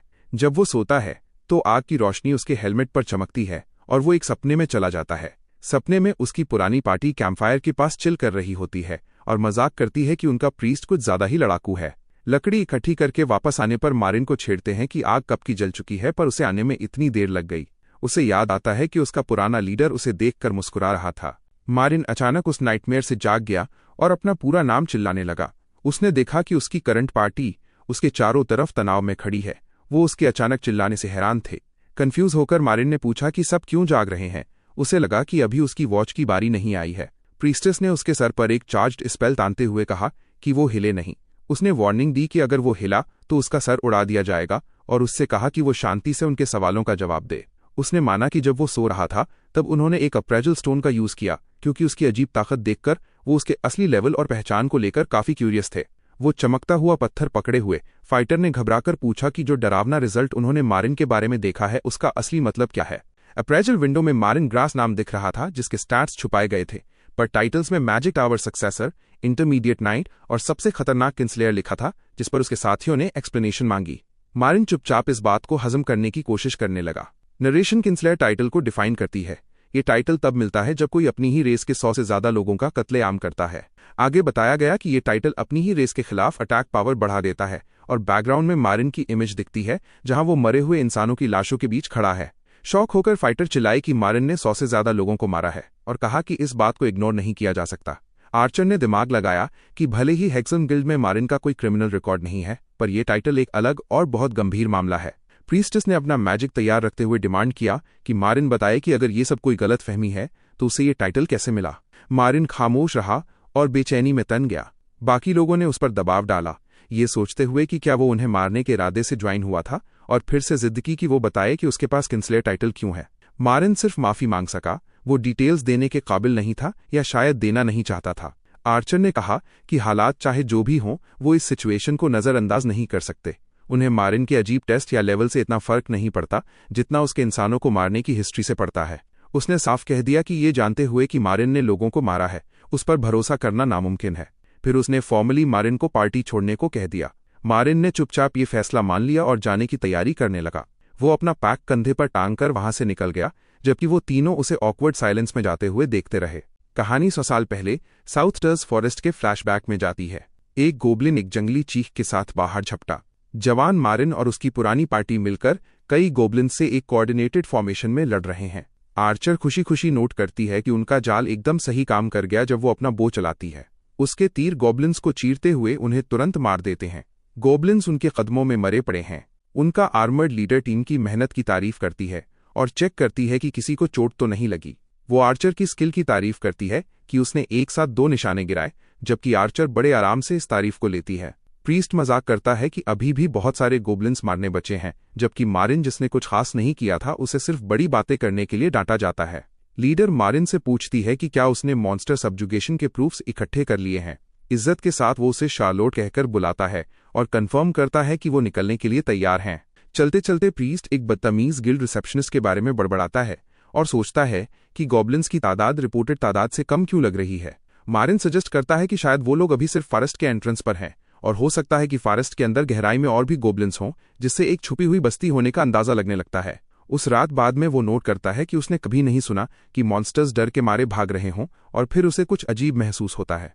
शार्लोट के पास जाकर वो पूछता है कि क्या वो उसे सुन सकती है। ये एहसास होते ही कि कुछ गलत है, वो मुड़ता है और देखता है कि उसके साथियों की लाशें अनडेड फिगर्स की तरह खड़ी हैं। उनकी आंखें लाल चमक रही हैं। डरावनी आंखें उसे घेर लेती हैं और इल्जाम लगाती हुई आवाजें पूछती हैं कि उसने उनके साथ ऐसा क्यों किया। वो आगे पूछते हैं कि सिर्फ वही उस मैस्कर में जिंदा क्यों बचा। मारिन उस ट्रॉमा से अचानक जाग जाता है। उसकी यादें अभी भी उसे सता रही हैं। वो अपने गिल्ड के कमरे में बेड पर हांफते हुए बैठ जाता है। चुपचाप बैठकर वो खिड़की से बाहर देखता है। वो अभी भी काफी हिला हुआ है। वक्त बीतता है और सीन भीड़-भाड़ वाले एडवेंचर्स गिल्ड हॉल पर शिफ्ट होता है। जब मारिन गिल्ड में एंटर करता है तो लोग फुसफुसाने लगते हैं और उसे घूरते हैं। लोग गप्पे मारते हैं कि ये वही अफवाहों वाला किलर है और एक दूसरे को वार्न करते हैं कि उससे आंख न मिलाएं। दूसरे लोग धीरे से कहते हैं कि वो एक खूनी है जो पार्टीज ज्वाइन करता है। मारिन को एहसास हुआ कि उसके थोड़े से आराम के दौरान ही उसके बारे में अफवाहें फैल गई हैं और वो सोचने लगा कि लोग कितना बढ़ा चढ़ाकर बातें कर रहे हैं। उसने फैसला किया कि वो इन गप्पों को इग्नोर करेगा और रिसेप्शनिस्ट को हेलो बोला, जिसने कहा कि वो बिल्कुल सही वक्त पर आया है क्योंकि उसके लिए एक जरूरी खबर है। उसने मारिन को बताया कि आज से ही उसको सी रैंक एडवेंचरर बना दिया गया है, जिसे सुनकर वो हैरान रह गया क्योंकि उसने कोई एग्जाम तो दिया ही नहीं था। उसने समझाया कि सी रैंक एग्जाम अब खत्म कर दिया गया है। जो एडवेंचर्स वक्त के साथ काफी काबिल साबित होते हैं उन्हें अपने आप प्रमोट कर दिया जाता है। मारिन ने नोट किया कि उसकी पिछली जिंदगी के मुकाबले अब सिस्टम काफी बदल गया है और उसने पूछा कि क्या वो अभी से सी रैंक रिक्वेस्ट लेना शुरू कर सकता है। रिसेप्शनिस्ट खुशी खुशी मान गई और उसने बची हुई सारी सी रैंक रिक्वेस्ट शीट्स उसके सामने फैला दी ताकि वो चुन सके। मारिन ने सोचा कि रैंक बढ़ने से अब उसके पास काम के ज्यादा ऑप्शंस आ गए हैं। तभी बोर्ड पर किसी चीज ने उसका ध्यान खींचा। उसने हार्पीज नेस्ट नाम की एक रिक्वेस्ट पर फोकस किया जो हार्पी के पंख इकट्ठे करने का एक लेवल 30 का काम था। हार्पी शब्द देखते ही उसके दिमाग में फ्राइड चिकन के बकेट्स घूमने लगे और वो एक्साइटमेंट में सोचने लगा कि ओक मीट जैसे सुअर के मांस को चखने के बाद अब उसे परिंदों जैसा हार्पी मीट ट्राई करना चाहिए। तभी किसी ने उसे पैसे का भूखा कमीना कहकर इंसल्ट किया, जिससे उसका ध्यान भटका। एल्फ एडवेंचरर डालिया ने बड़े आराम से उसे हेलो कहा और कमेंट किया कि एक इंसान के हिसाब से काफी वक्त बाद मिलना हो रहा है। डालिया ने उन अफवाहों का जिक्र किया कि मारिन ने 100 से ज्यादा इंसानों को मारा है और उसे एडवेंचर्स के बीच एक सेलिब्रिटी बोल दिया, जबकि मारिन ने कहा कि वो हार्पी वाली रिक्वेस्ट लेने का इरादा रखता है। जब मारिन ने उसे इग्नोर किया तो डालिया शिकायत करने लगा कि इंसानों को शुक्रगुजार होना चाहिए कि उन जैसे नॉन ह्यूमंस उसके पास आए हैं। उनका इशारा एक ऐसे ग्रुप की तरफ था जिसे इंसान पसंद नहीं करते। एक लाल बालों वाली बीस्टमैन वहां आई और उसने डालिया से पूछा कि क्या ये वही इंसान है जिसके बारे में उसने बताया था। जब मारिन ने उसकी मौजूदगी को नोटिस किया तो वो बीस्टमैन, जिसके कान और पूंछ साफ दिख रहे थे, पूरे कॉन्फिडेंस के साथ उसके सामने खड़ी हो गई।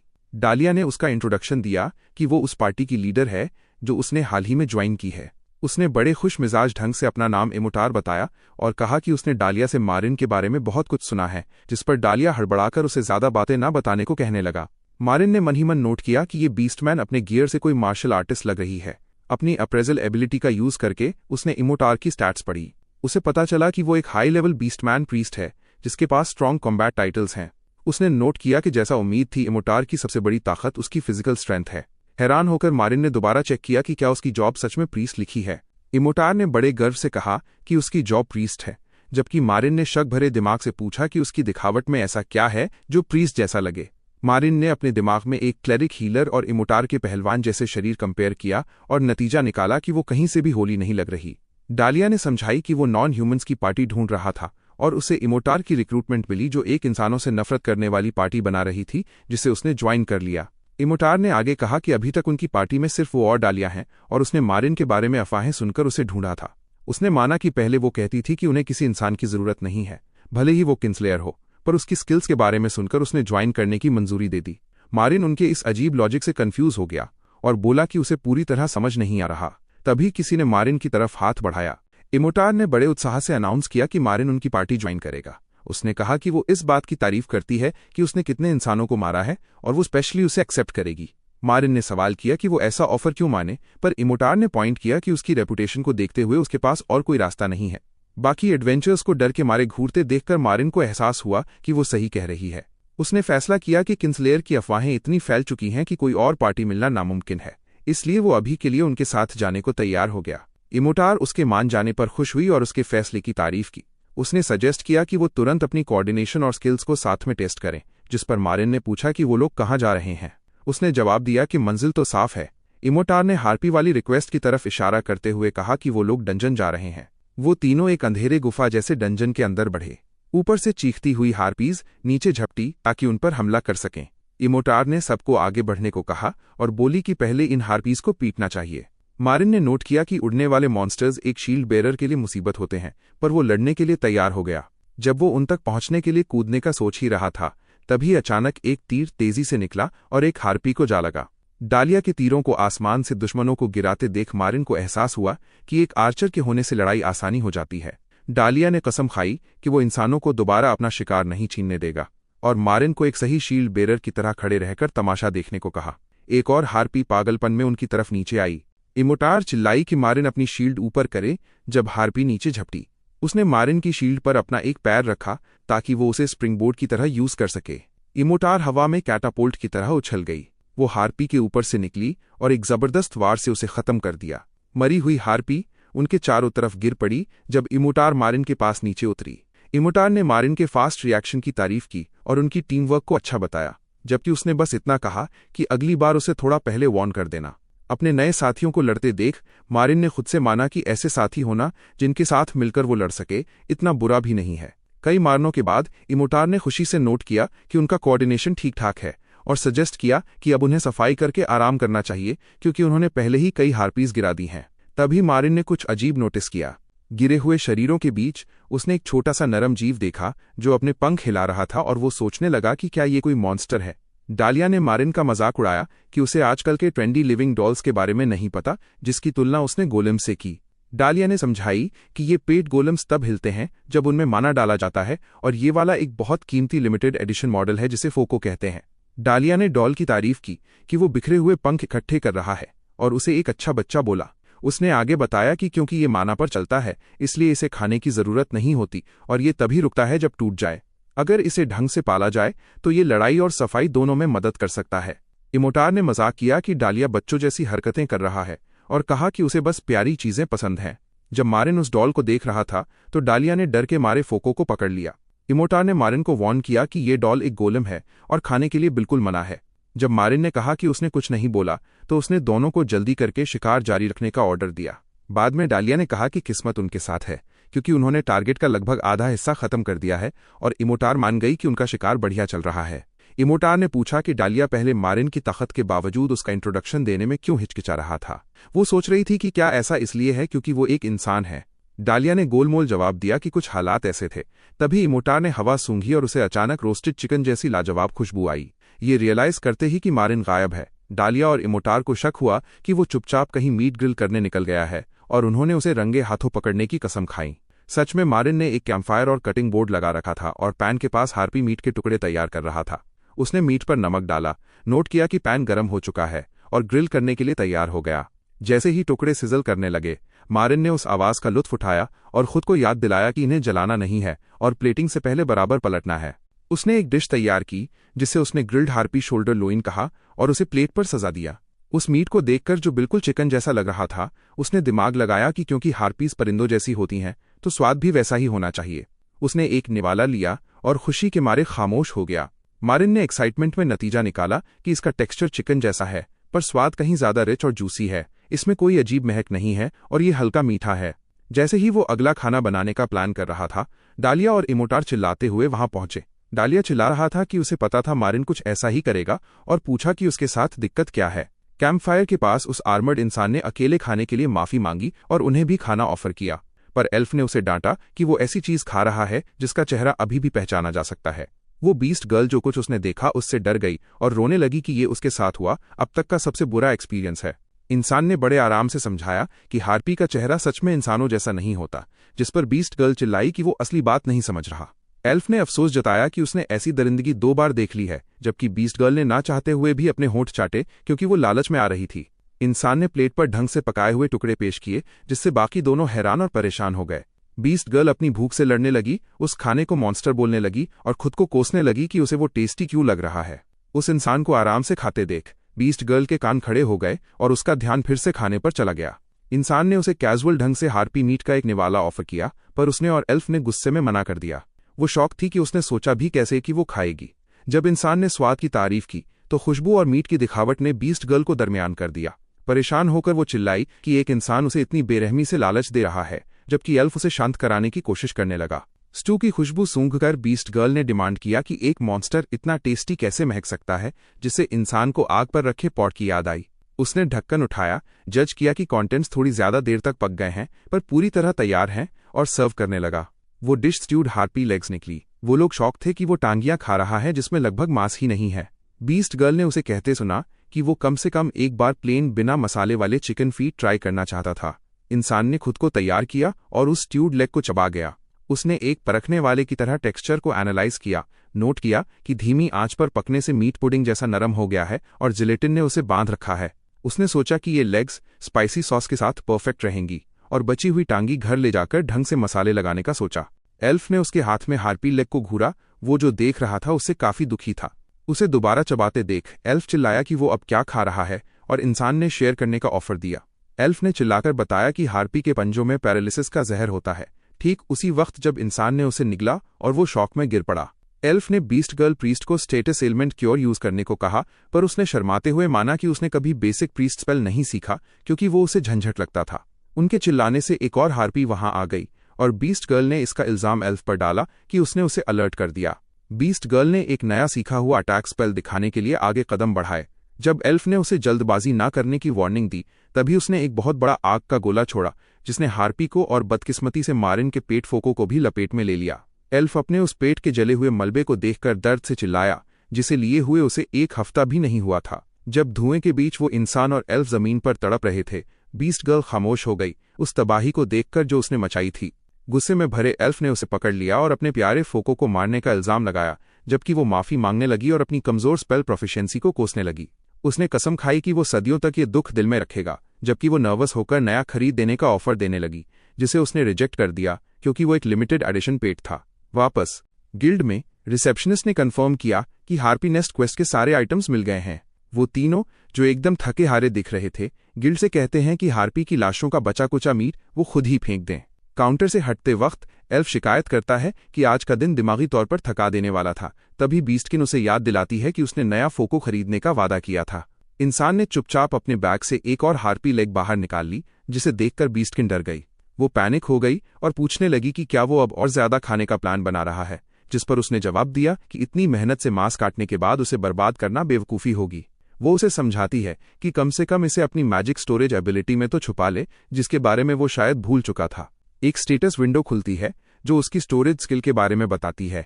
ये एक पर्सनल माना वॉल्ट है जिसमें लिमिटेड नॉन लिविंग चीजें रखी जा सकती हैं। उसने वो खाली ग्रिड जैसा स्टोरेज स्पेस खोला और उसे एहसास हुआ कि वो भूल ही गया था कि ऐसी कोई चीज एग्जिस्ट करती है।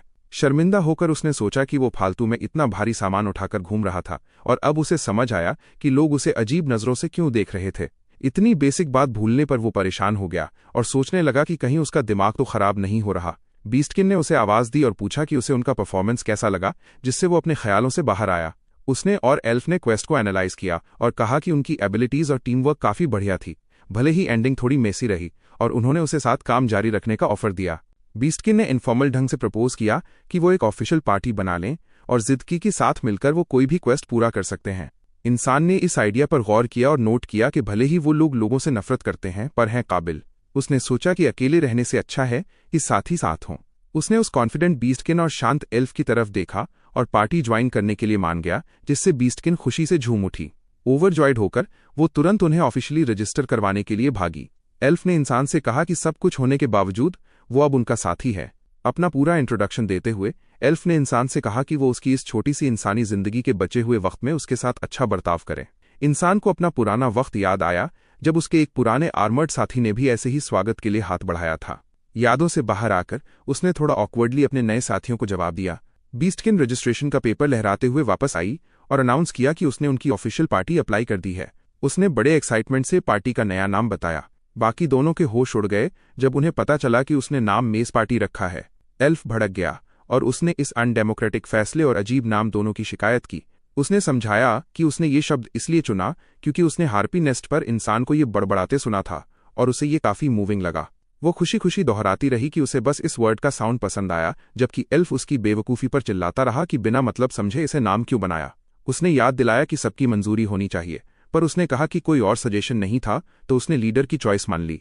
एल्फ निराशा में डूब गया कि उसकी सारी फ्यूचर कामयाबी मेस नाम के नीचे रिकॉर्ड होंगी, और वो अपनी बदकिस्मती पर वर्ल्ड ट्री को पुकारने लगा। इंसान ने सोचा कि एक अजीब नाम से दुनिया खत्म नहीं हो जाएगी, और उसने डिसाइड किया कि वो इन वापस जाकर बचे हुए हार्पी मीट को ग्रिल करने पर फोकस करेगा। जब बीस्टकिन ने पूछा कि वो कहाँ जा रहा है, तो उसने कहा कि वो इन जा रहा है। उसने जिद की कि क्योंकि नया मेंबर आया है तो उन्हें क्वेस्ट रिवॉर्ड से एक वेलकम पार्टी और दारू की महफिल जमानी होगी। उसने मना करने की कोशिश की, पर उसने कहा कि नए मेंबर के बिना पार्टी बेमतलब है और एल्फ से कहा कि रोना बंद करके ज्वाइन करे। रात होते ही अंदर से लोगों के जश्न मनाने की आवाजें आने लगी। भीड़ भाड़ वाले टैवर्न में बीस्टकिन ने अपने साथियों से कहा कि जितना चाहे उतना खाएं और पिएं। अभी भी नाम को लेकर दुखी एल्फ बड़बड़ाता रहा कि वो मेज कहलाना एक्सेप्ट नहीं कर सकता, जबकि उसने कहा कि अब हार मान लो क्योंकि नाम सबमिट हो चुका है। एल्फ गुस्से में चिल्लाया कि ये सब किसकी गलती है, जबकि इंसान ने बस इतना नोट किया कि दावत का खाना लाजवाब दिख रहा है। इंसान चुपचाप अपने सामने रखी खाने की थाली को घूरता रहा। लालच में आकर उसने सोचा कि क्या वो खुद को एक निवाला लेने की इजाजत दे सकता है। जब एल्फ उस बेकार नाम की बुराई कर रहा था और बीस्टकिन उसके टेस्ट का मजाक उड़ा रही थी, तभी इंसान ने खाना चुना और जज किया कि इसका स्वाद बहुत घटिया है, जैसे गरम अखबार चबा रहा हो। बीस्टकिन ने एल्फ से कहा कि नाम का किस्सा छोड़े और कहा कि उसे मारिन से कुछ डिस्कस करना है, जिस पर इंसान ने पूछा कि किस बारे में। उसने बताया कि ये पार्टी के गोल के बारे में है और रिवील किया कि उनका मकसद जितनी जल्दी हो सके ए रैंक तक पहुंचना है। जब इंसान ने पूछा कि ए रैंक ही क्यों, तो एल्फ ने जवाब दिया कि उनमें से हर किसी की अपनी अपनी वजह है। नरेशन समझाती है कि हेक्सिल में एडवेंचर्स डी रैंक से शुरू करते हैं और प्रमोशन टेस्ट्स के थ्रू बी रैंक तक जा सकते हैं। बी से आगे ए रैंक और उससे ऊपर पहुंचने के लिए उन्हें उनकी जबरदस्त स्किल और अचीवमेंट्स के लिए पहचाना जाना जरूरी है।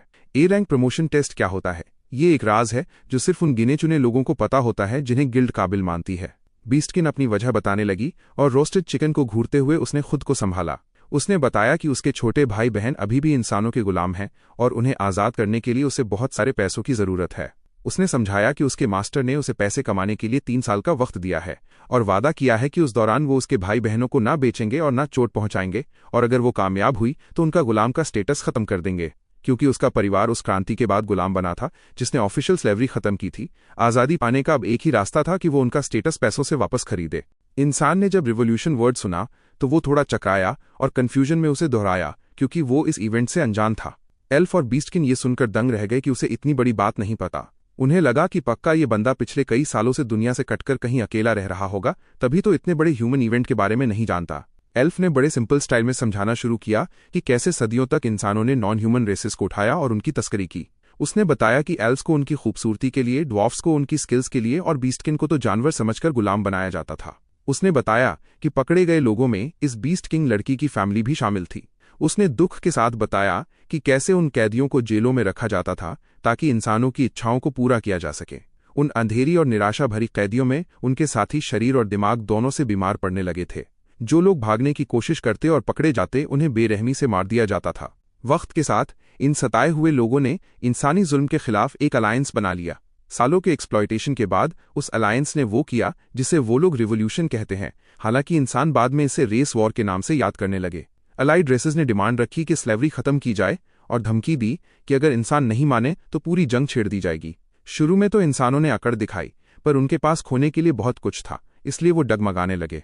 आखिरकार उन्हें शर्तें माननी पड़ी और एक ट्रीटी साइन हुई जिसने नॉन ह्यूमंस की तस्करी को इलीगल कर दिया और उनकी जमीनों को बचाने के रूल्स बनाए।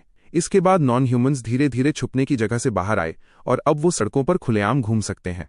एल्फ ने नोट किया कि इसी ट्रीटी की वजह से आज वो और इमोटार एडवेंचर्स की तरह काम कर पा रहे हैं। बीस्टकिन ने आगे जोड़ा कि आज़ाद होते ही वो एडवेंचरर बन गई क्योंकि अपने भाई बहनों को छुड़ाने के लिए पैसे कमाने का यही सबसे फास्ट रास्ता है। क्यूरियस होकर इंसान ने एल्फ के हालात के बारे में पूछा।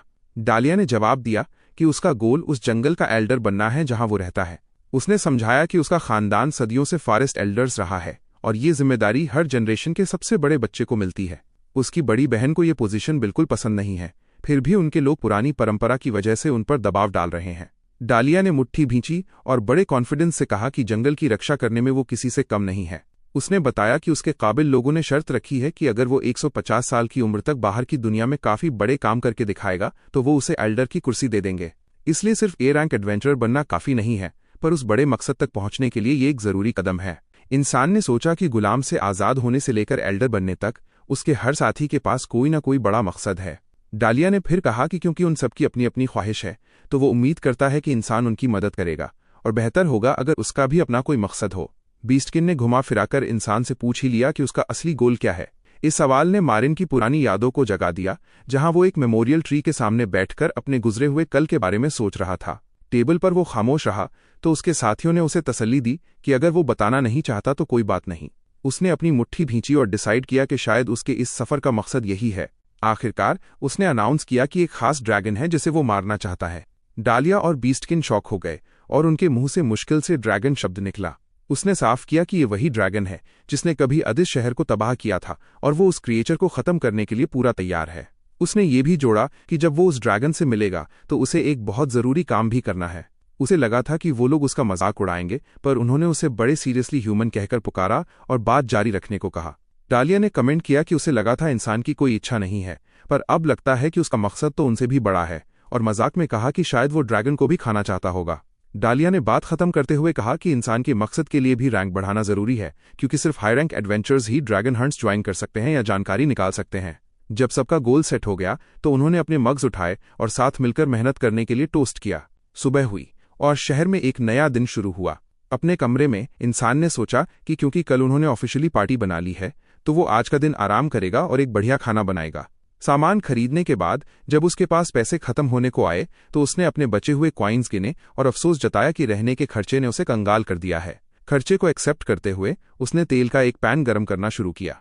अपनी स्टोरेज स्किल याद आने पर उसने उसे एक्टिवेट किया ताकि बचाया हुआ सामान निकाल सके। उसका हाथ एक चमकती हुई डिमेंशनल दरार के अंदर गया और सामान बाहर निकाल लिया। उसने खुश होकर कन्फर्म किया कि जो कच्चा मांस उसने रखा था वो एकदम फ्रेश है। ये रियलाइज करते ही कि स्टोरेज खाने को परफेक्ट हालत में रखती है, उसने इसे एक आइडियल पैंट्री मानकर खुशी मनाई। उसने कुकिंग शुरू की। पहले अंडों को मैदे में फेंटा ताकि बैटर बन सके। उसने मीट के टुकड़ों पर ब्रेड क्रम का मिक्सचर बराबर लगाया। फिर उसने उस बैटर वाले टुकड़े को गर्म तेल में डाला। तेल की उस लाजवाब सरसराहट को सुनते हुए वो फ्राई होते मीट की आवाज का मजा लेने लगा।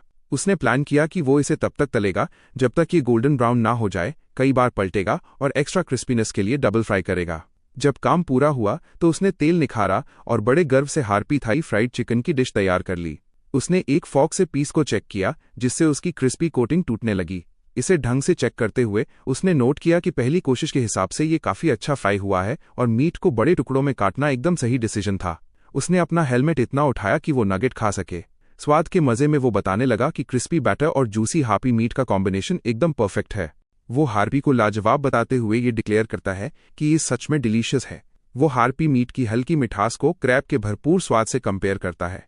उस एडिक्टिव फ्लेवर का लुत्फ उठाते हुए वो खुश होता है कि पोर्शन थोड़ा छोटा ही था, क्योंकि उसका दिमाग कहता है कि इतने बढ़िया मांस का स्वाद फ्राई होने के बाद खराब होना नामुमकिन है। जब वो खाना खा रहा होता है तभी बाहर से डालिया की आवाज आती है जो पूछ रहा होता है कि क्या वो अंदर है, और इंसान उस एल्फ की आवाज पहचान लेता है। डालिया दरवाजा खटखटाते हुए बोलता है कि क्या ये इंसान दोपहर तक सोया रहता है और उसे दरवाजा खोलने का ऑर्डर देता है। दरवाजा अंदर से थोड़ा सा खुलता है। इंसान अभी भी हेलमेट पहने हुए बाहर निकलता है और पूछता है कि एल्फ को क्या चाहिए, जिस पर डालिया सवाल करता है कि वो अपने कमरे में भी हेलमेट क्यों पहनता है।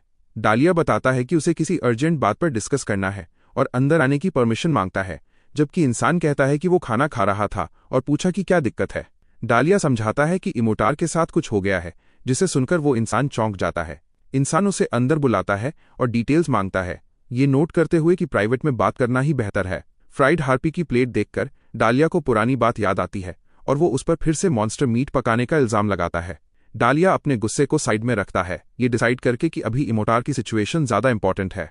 बैठते हुए वो पहले इंसान से वादा लेता है कि वो इमोटार को ये सब नहीं बताएगा जो वो कहने वाला है, और फिर पूछता है कि क्या इंसान उसे कुछ पैसे उधार दे सकता है। इस अचानक मांगी गई हेल्प से इंसान चकराया रह जाता है। ऑफेंड होकर वो गुस्से में आ जाता है और कहता है कि अगर एल्फ को सिर्फ पैसों की जरूरत है तो पूछने की कोई जरूरत नहीं, और उसे निकल जाने को कहता है। पर ऑफ स्क्रीन से इमोटार की आवाज आती है जो उसे एल्फ की बात सुनने के लिए बोलती है। डालिया फिर से बैठता है और इंसान वार्न करता है कि अगर उधार लेने की वजह दमदार नहीं हुई तो वो उसे तुरंत बाहर निकाल देगा। डालिया बताना शुरू करता है कि इमोटार को शायद उसके पुराने ह्यूमन मास्टर ने धोखा दिया है। धोखे की बात सुनकर वो आर्मर्ड हीरो यकीन नहीं कर पाता। इनके बाहर साथी डिस्कस करते हैं कि कैसे इमोटार अपने छोटे भाई बहनों के लिए पैसे बचा रही थी और उनसे मिलने गई थी, इसलिए आज रिक्वेस्ट से ब्रेक लिया था। एक मुट्ठी जोर से टेबल पर पड़ती है जब कोई समझाने लगता है कि आज इमोटार के मास्टर के साथ कुछ बहुत बुरा हुआ है। एक लाल रोशनी वाले ऑक्शन हॉल में एक बच्चा पिंजरे में दिखाया जाता है और नरेशन रिवील करती है कि मास्टर ने अपना वादा तोड़ दिया है और भाई बहनों को बेचने का प्लान बना रहा है। नाइट नतीजा निकालता है कि उस ह्यूमन मास्टर ने उन्हें सिर्फ इसलिए आजाद किया था ताकि बाद में इमोटार के खिलाफ एक घटिया खेल खेल सके। एक बीस्ट वुमन याद करती है कि जब इमोटार ने मास्टर से ऑक्शन रोकने की भीख मांगी तो उसे कहा गया कि ये सिर्फ तभी रुक सकता है अगर वो 5 दिन के अंदर रैंसम दे दे, और वो पूछती है कि उसने 3 साल में कितने पैसे बचाए हैं। इमोटार को पता चलता है कि रैंसम हर इंसान का 10 गोल्ड है, यानी टोटल 20 गोल्ड, और वो इतनी बड़ी रकम सुनकर शॉक हो जाती है। री-इनकॉर्नेटेड नरेटर इस दुनिया की करेंसी समझाता है। एक ब्रॉन्ज लगभग 10 येन के बराबर है। 100 ब्रॉन्ज मतलब एक सिल्वर, 100 सिल्वर मतलब एक गोल्ड, जो उसकी पुरानी जिंदगी के वैल्यू सिस्टम से मैच करता है। वो आगे बताता है कि एक एवरेज एडवेंचरर महीने में लगभग 2 गोल्ड पर गुजारा करता है, तो 20 गोल्ड का मतलब लगभग 2 मिलियन येन होता है, जो 5 दिन में इकट्ठा करने के लिए एक बहुत बड़ी रकम है। बीस्टोमन कहती है कि वो ऐसी कहानी फैलाने में हिचकिचा रही थी, पर इमोटार ने, जो आमतौर पर बहुत प्राउड रहती है, उससे गिड़गिड़ाकर रिक्वेस्ट की कि कम से कम उसके भाई बहनों को बचा ले। टेबल पर एल्फ कंफर्म करता है कि वो इमोटार की तरफ से रैंसम उधार लेने आया है, ये कहते हुए कि वो स्लेवरी को इग्नोर नहीं कर सकता क्योंकि ट्रीटी के हिसाब से माइनॉरिटी रेसेस उनके साथी हैं। जब वो कसम खाता है कि वो थोड़ा सा लोन भी चुका देगा, तो नाइट रुखा जवाब देते हुए मना कर देता है, ये नोट करते हुए कि उन्होंने अभी अभी पार्टी बनाई है। नाइट आगे कहता है कि उसके पास शुरू से ही इतने पैसे नहीं थे और इतनी बड़ी रकम देने से पहले उसे सबूत चाहिए। जब एल्फ सोचता है कि ये रुखापन तो इसकी फितरत है, तभी वो परेशानी में बड़बड़ाया कि इमोटार बहुत बड़ी मुसीबत में है। नाइट के कान तब खड़े होते हैं जब वो सुनता है कि भाई बहन बहुत छोटे बच्चे हैं जिन्होंने अभी चलना सीखा है। वो गुस्से में एल्फ पर इल्जाम लगाता है कि वो ये डिटेल्स देकर उसे इमोशनली मैनिपुलेट कर रहा है, जबकि एल्फ जिद करता है कि वो सिर्फ सच बता रहा है। नाइट पूछता है कि अगर वो पैसे देगा तो उसे क्या फायदा होगा, जिससे एल्फ इंटरेस्ट की बातें करने लगता है, पर नाइट मौत या डिफॉल्ट के खतरों की तरफ इशारा करता है। एल्फ ठिठक जाता है, ये रियलाइज करते हुए कि उसका लॉजिक कमजोर है। अपनी मुट्ठी फिर से भींचते हुए वो सोचता है कि क्या कोई खतरनाक रास्ता ही आखिरी चारा बचा है। नाइट अचानक एल्फ को पास बुलाकर कुछ फुसफुसाता है। फुसफुसाते हुए एल्फ पूछता है कि क्या नाइट के पास विंड एट्रीब्यूट है, और नाइट मना कर देता है। इस राजदारी से उलझा हुआ नरेशन समझाती है कि भले ही काफी इंटेलिजेंस के साथ किसी भी एलिमेंट का मैजिक यूज किया जा सकता है, पर एप्टीट्यूड एट्रीब्यूट्स कुछ एलिमेंट्स को आसान और ताकतवर बना देते हैं। वो आगे बताता है कि एप्टीट्यूड एट्रीब्यूट्स ये दिखाते हैं कि कौन सा एलिमेंट किसी इंसान को सूट करता है, जिससे मैजिक कॉस्ट कम हो जाती है और उन एलिमेंट्स की पावर बढ़ जाती है। एक और एक्सप्लेनेशन बताती है कि ज्यादातर लोग जन्म से ही एक सिंगल एट्रीब्यूट के साथ पैदा होते हैं। कुछ अनोखे जीनियस कई एट्रीब्यूट्स के साथ पैदा हो सकते हैं, और इतिहास के सबसे बड़े मेजेस इसी ग्रुप से आते हैं। एल्फ खुद को संभालता है और कहता है कि अगर नाइट इस मामले में मदद करता है, तो वो नाइट को पेमेंट के तौर पर एक special wind attribute blessing of the spirits देने का ऑफर देता है, जिससे नाइट का इंटरेस्ट जाग जाता है। एल्फ बेचैनी से पूछता है कि क्या ये रिवॉर्ड अभी भी कम है, और नाइट जवाब देता है कि असली बात यह है कि ऐसा गिफ्ट देना सच में कितना रेयर और मुश्किल काम है। एल्फ जंगल की कसम खाता है कि वो अपनी एबिलिटी से सच में एट्रीब्यूट्स दे सकता है, और यकीन करने को कहते हैं। नाइट आखिरकार डील के लिए मान जाता है। जब वो बाहर निकलते हैं, नाइट बड़े आराम से खाते हुए कहता है कि उन्हें निकलना चाहिए, और एल्फ थका हुआ दिखता है पर उसके पीछे निकल पड़ता है। कहानी वापस गिल्ड के बाहर शिफ्ट होती है। गिल्ड बिल्डिंग से निकलते वक्त वो दोनों वहां से रवाना हुए। शहर में चलते चलते एल्फ ने पूछा कि नाइट आखिर 20 गोल्ड कैसे इकट्ठा करने का इरादा रखता है, और ये भी माना कि इतनी बड़ी मदद मांगना काफी ज्यादा था। नाइट ने जवाब दिया कि उन्हें गैर कानूनी हाई लेवल डंजन मॉन्स्टर्स का शिकार करना पड़ेगा और उनका सामान ब्लैक मार्केट में बेचना होगा। एल्फ डर गया और उसने याद दिलाया कि गिल्ड रैंक से ऊपर के डंजन्स में बिना परमिशन के जाना सख्त मना है। नाइट ने ये बात मानी, पर बहस की कि कम वक्त में इतने पैसे कमाने का यही एक रास्ता है, जबकि एल्फ जिद करता रहा कि ये बहुत खतरनाक और इलीगल है। नरेशन समझाती है कि गिल्ड रिक्वेस्ट्स की रैंकिंग एडवेंचर्स की तरह होती है, और अपनी रैंक से ऊपर की रिक्वेस्ट लेना सख्त मना है। ये भी बताया गया कि इन रूल्स को तोड़ने और ऐसे डंजन्स में घुसने पर भारी फाइन लगता है, और रिक्वेस्ट लेने पर टेम्परेरी बैन भी लग सकता है। नाइट ने फिर दिमाग लगाया कि कानूनी पंगे के अलावा भी दूर के हाई लेवल डंजन्स तक पहुंचना बहुत मुश्किल होगा। उसने अंदाजा लगाया कि आने जाने में ही 3 से 4 दिन निकल जाएंगे, जिससे 5 दिन की डेडलाइन लगभग खत्म हो जाएगी। नाइट ने वही सवाल एल्फ पर डाल दिया कि वो खुद पैसे कैसे लाएगा। एल्फ ने कहा कि उसने अपने दूर के रिश्तेदारों से मदद मांगने का सोचा था, पर अब उसने अपनी एडवेंचर सेविंग्स निकालने का फैसला किया है, भले ही वो ज्यादा ना हो। नाइट ने पूछा कि क्या उस एल्फ के पास अपनी कोई सेविंग्स या कीमती सामान है। मारिन ने याद दिलाया कि नाइट भी उसकी तरह हाल ही में एडवेंचरर बना है, और सजेस्ट किया कि वो अपने पास की ऐसी चीजें बेच दे जो पैसों में बदली जा सकें। नाइट ने अपनी आइटम स्टोरेज खोली और अपना सामान चेक करने लगा कि सबसे कीमती क्या है। उसने फैसला किया कि एक खास तरह के ऑर्नेट ईयरिंग्स शायद उसकी सबसे बड़ी एसेट हैं। उन्होंने तय किया कि वो दोनों अलग अलग जितने हो सके पैसे जमा करेंगे और बाद में मिलकर फंड्स कंबाइन करेंगे। शहर में शाम ढली और उनकी तैयारी का दिन खत्म हुआ। रात के अंधेरे में वो क्लोक्ड नाइट एक छुपी हुई अंडरग्राउंड मार्केट में गया। उसने एक भारी दरवाजा खोला और एक सीक्रेट रूम में एंटर किया। एक शक्की शॉपकीपर ने पूछा कि उसे क्या चाहिए। जैसे ही वो क्लोक्ड नाइट पास आया, उसने कहा कि उसके पास बेचने के लिए कुछ है। फेंस ने उसे मॉन्स्टर पार्ट्स या कोई भी इलिसिट सामान दिखाने को कहा। नाइट ने वो ईयरिंग्स काउंटर पर रख दिए। फेंस ने पहले तो उन्हें आम ज्वेलरी समझकर रिजेक्ट करने की कोशिश की और कहा कि इसे किसी नॉर्मल दुकान पर बेचो, पर फिर अचानक उसे एहसास हुआ कि वो क्या है और वो बेचैन हो गया। उसने उन ईयररिंग्स को एक बहुत रेयर आइटम के रूप में पहचाना जिसे फ्रेगमेंट ऑफ द प्लीट्स कहते हैं, जो सिर्फ एक गायब हो चुके डंजन से मिलता है। और उसने पूछा कि नाइट को ऐसा खजाना कहाँ से मिला। नाइट ने, जो अभी भी हुडेड था, शांति से जवाब दिया कि ये उसे बहुत पहले एक साथी से मिले थे। सीन एक बड़े नोबल मैंशन पर शिफ्ट होता है जो शायद उस स्लेव मास्टर का घर है। अंदर इमोटार अपने हाथों और घुटनों के बल थरथरा रही है, जबकि वो जालिम मास्टर उसका मजाक उड़ा रहा है। मास्टर अकड़ दिखाते हुए कहता है कि अब उसे समझ आ गया होगा कि उसका विरोध बेमतलब था और उसके 20 लाइक दिमाग का मजाक उड़ाता है। वो कहता है कि उसे 3 साल की आज़ादी देना तो बस उसकी एक मौज थी, और ताना मारता है कि क्या उसे बाहर घूमने में मजा आया। इमोटार गुस्से से भरी हुई थी और उसे जान से मारने और उसका घमंडी चेहरा कुचलने के सपने देख रही थी। तभी उसके कान फड़फड़ाए जब उसने अचानक किसी को पुकारते सुना कि क्या वो वहां है। आवाज पहचानकर वो शौक में मुड़ी। एल्फ डालिया और नाइट वहां पहुंचे और डालिया ने उसे आवाज दी। इमोटार ने गुस्से में अपने दांत दिखाते हुए पूछा कि डालिया उस नफरत भरे इंसान को यहाँ क्यों लाया, तो डालिया ने बताया कि नाइट ने पैसे तैयार करने में मदद की है। इमोटार ने गुस्से में पूछा कि ये सब क्या हो रहा है, पर डालिया ने जिद की कि डिटेल्स बाद में बताएंगे, पहले रैंसम पर ध्यान देना होगा। जैसे ही मारिन ने पैसों से भरा बैग दिखाया, मारिन ने आगे बढ़कर उन्हें इमोटार के पार्टी मेंबर्स के रूप में इंट्रोड्यूस किया और अनाउंस किया कि वो उसके भाइयों को खरीदने के लिए जरूरी रैंसम ले आए हैं। इमोटार को एक इंसान पर भरोसा करने पर दुख हो रहा था और डर था कि कहीं वो बाद में इस कर्जे का यूज उसे परेशान करने के लिए ना करे। मास्टर ने मजाक उड़ाया कि low rank C class adventures इतने पैसे नहीं कमा सकते और इशारा किया कि वो नकली कॉइन्स चेक करेगा। जब उसने कॉइन्स पलटे और देखा कि वो असली गोल्ड हैं, तो वो दंग रह गया कि उन्होंने सच में 20 गोल्ड इतनी जल्दी कैसे जमा कर लिए। इमोटार ने जिद की कि गोल्ड असली है और डिमांड की कि उसके भाई बहनों को तुरंत आज़ाद किया जाए। मास्टर ने माना तो कि पैसे उनके पास हैं, पर कॉन्ट्रैक्ट की एक शर्त निकाल लाया कि इमोटार को ये पैसे खुद कमाने थे। उसने क्लेम किया कि क्योंकि पैसे दूसरों से आए हैं तो कॉन्ट्रैक्ट इनवैलिड है, जिससे इमोटार दंग रह गई। डालिया भड़क गया और कहा कि ट्रीटी के हिसाब से एक स्लेव की फैमिली उन्हें रैंसम दे सकती है, चाहे पैसे कोई भी दे, और उसने मास्टर पर कानून तोड़ने का इल्जाम लगाया। उस आर्ग्यूमेंट से फंसकर मास्टर ने न चाहते हुए भी अपने आदमियों को स्लेव्स और उनके पहचान के डॉक्यूमेंट्स लाने का ऑर्डर दिया। इमोटार उसकी शर्तें बदलने की कोशिश पर गुस्से में थी और सोच रही थी कि बिना डालिया के वो बेबस हो जाती। एक नौकर वापस आया और इंतजार के लिए शुक्रिया अदा करते हुए रूम में एंटर हुआ। 2 छोटे फॉक्स लाइक भाई बहन अंदर लाए गए और इमोटार उन्हें देखकर चिल्ला उठी। वो उन्हें गले लगाने के लिए भागी और रोते हुए पूछा कि कहीं उन्हें चोट तो नहीं लगी। जब इमोटार सुकून से रो रही थी और देरी के लिए माफी मांग रही थी, मारिन चुपचाप ये सब देख रहा था। मारिन ने नोट किया कि बच्चे बिल्कुल वैसे ही हैं जैसा डालिया ने बताया था। वो हैरान था कि इतने छोटे बच्चों को गुलाम बनाया गया और उनका ध्यान नहीं रखा गया। उन्हें इतना दुबला पतला देखकर उसने गुस्से में अपनी मुट्ठी भींची और मास्टर को बच्चों को भूखा रखने के लिए कोसा। मास्टर ने भाई बहनों के असली पहचान के डॉक्यूमेंट सबूत के तौर पर सौंप दिए। पेपर्स को पकड़े हुए मारिन कहता है कि वो अब इन्हें खत्म कर देगा, जिससे उन भाई बहनों की आज़ादी पक्की हो जाएगी।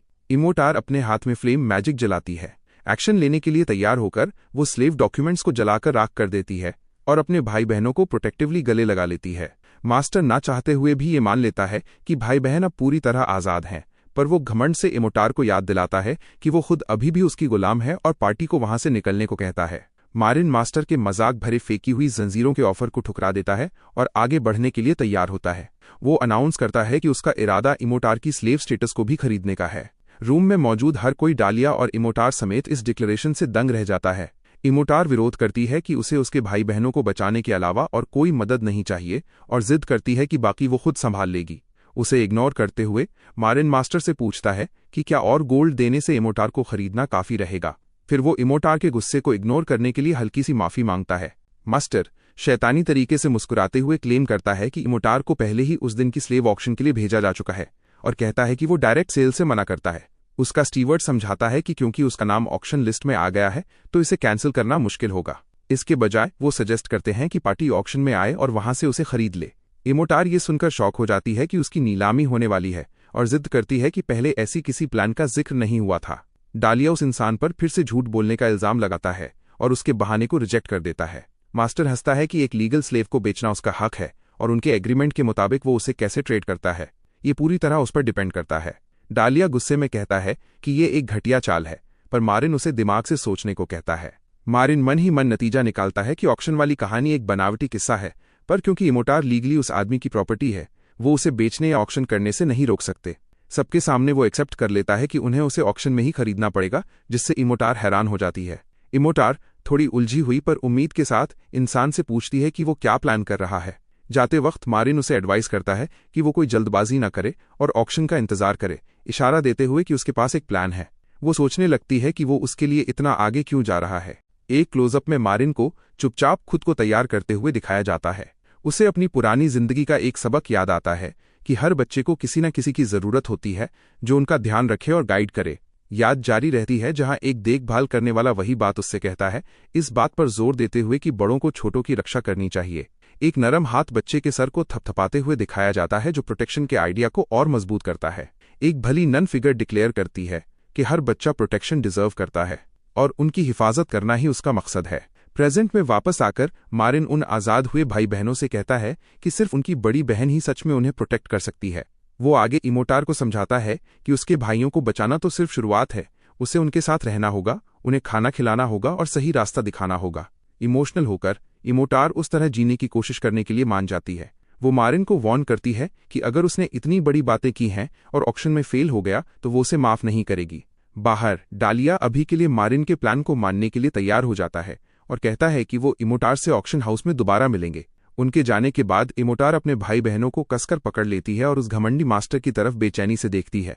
मास्टर हंसता है कि इमोटार के पास हैरान कर देने वाले भरोसेमंद साथी हैं।